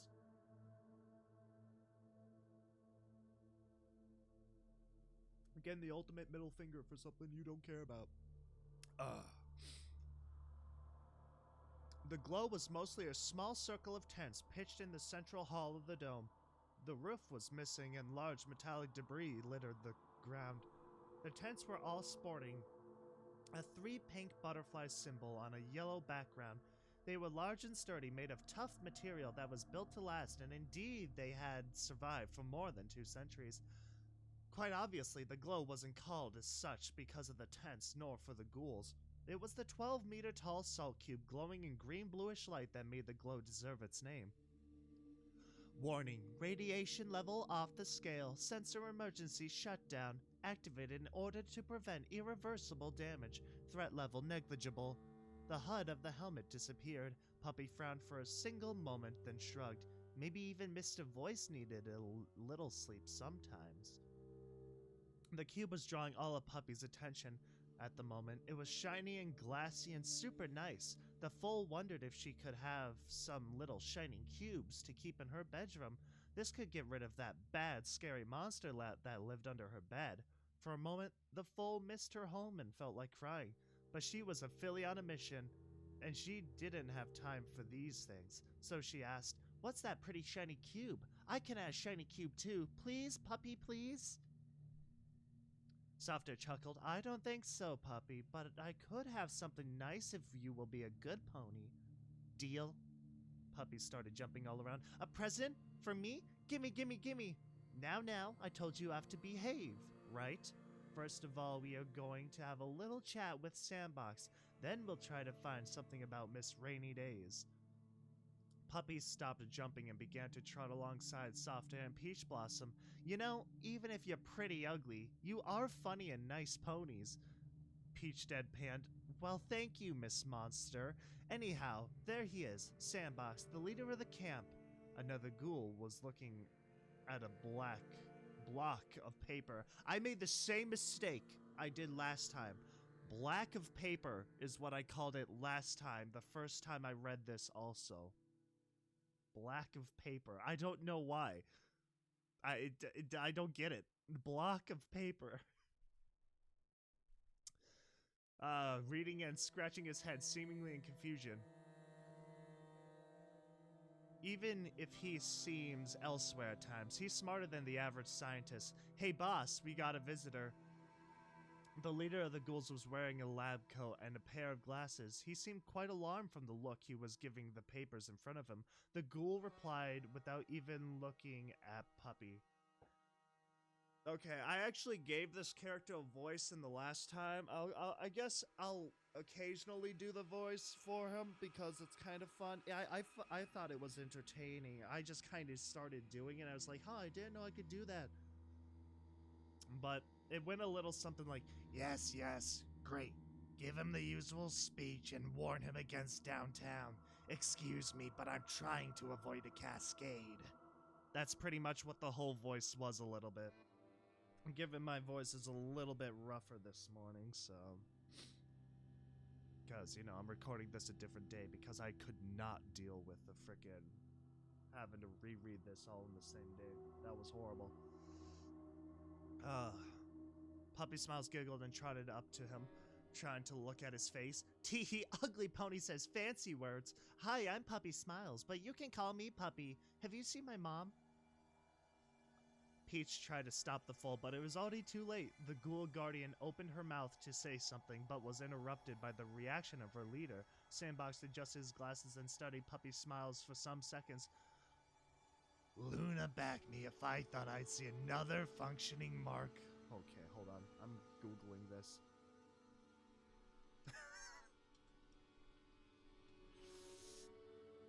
Okay, it's 6. It's Mark 6. Jeez Louise. Okay, so I'm guessing just V must be 5 then. God, that's kind of embarrassing. Okay. That was a hay of a failure, wasn't it? I thought it was like 4 or 5 the whole time, but I was completely wrong.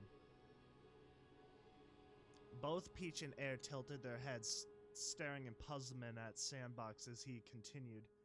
They were designed to keep fools safe from the worst effects of a fallout, loaded with all the best medical talismans and up-to-date logical spells that in some cases were even more advanced than the ones used by Stable Tech in its pip box.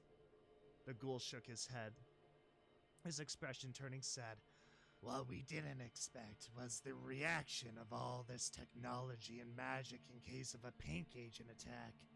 Suits had enough medical supplies and healing power in the talismans to mitigate the first effects of the gas, creating the perfect conditions for a merging process.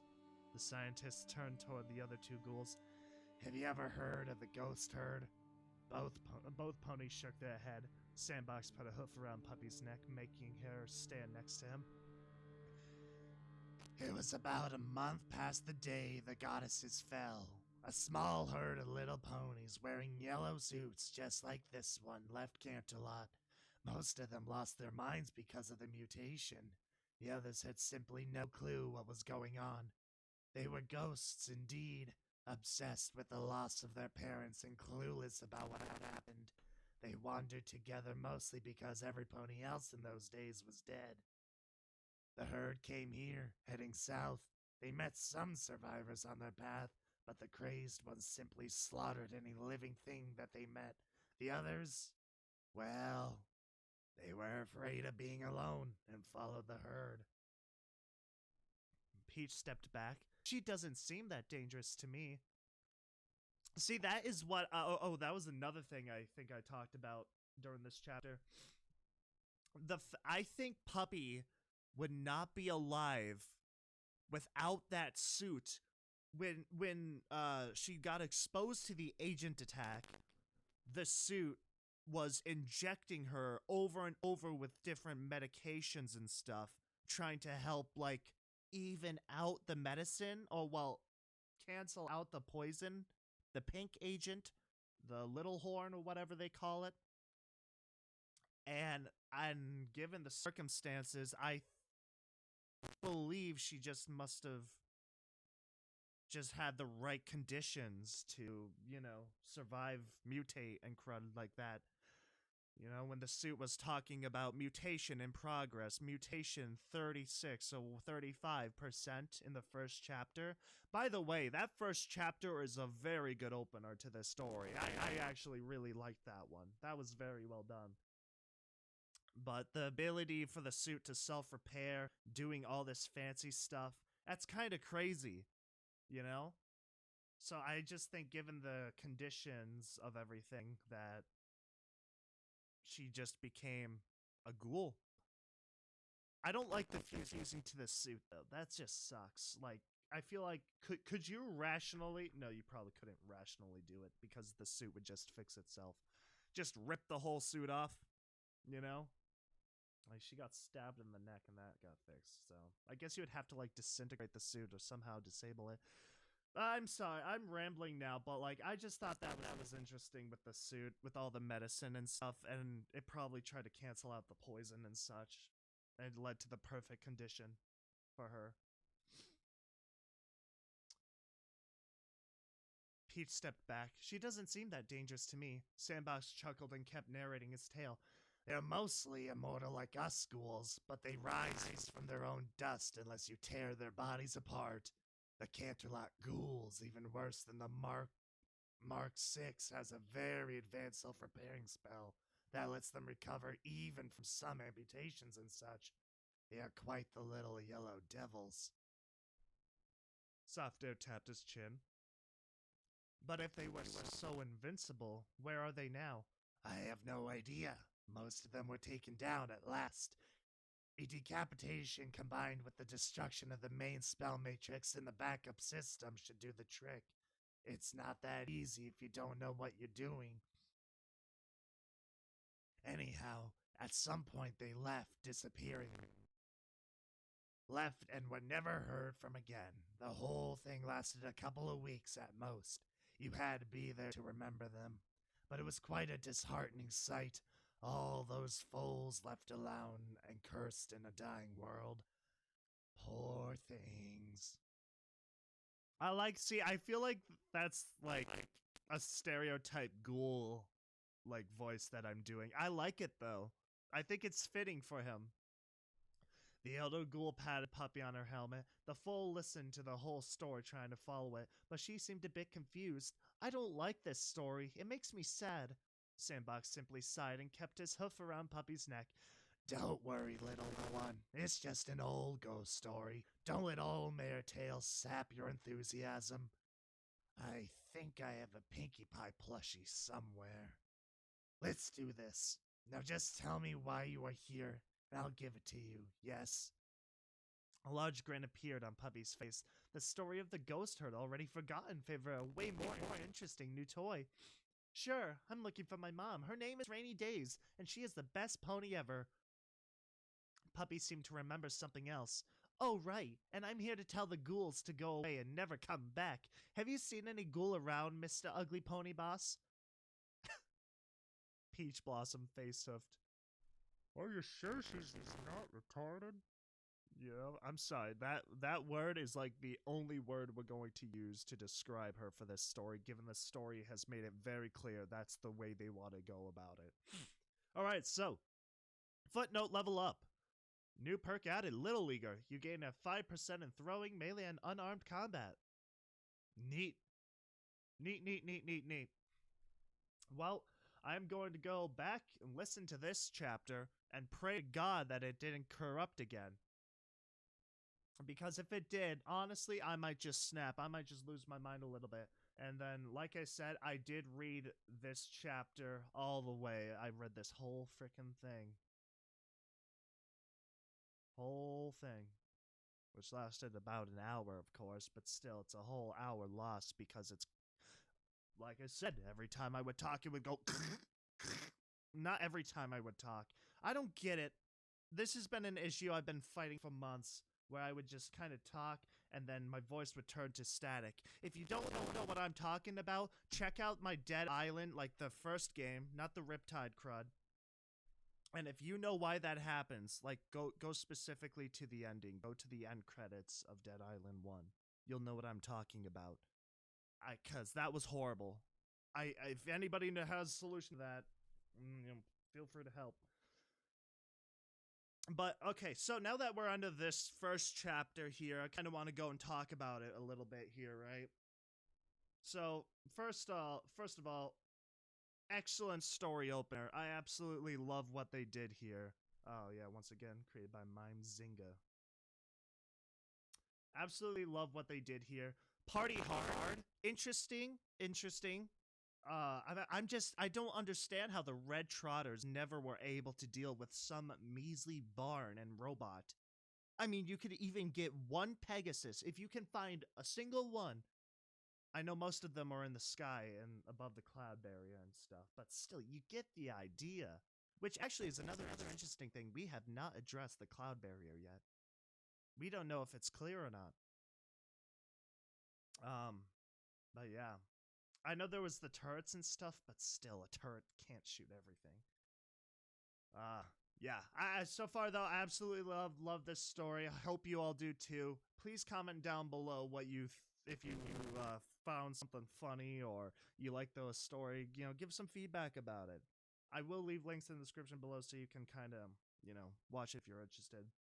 Anyways, I'm done rambling here. That was Pink Eyes Part 1, and I will catch you all in the next one. Peace out, folks.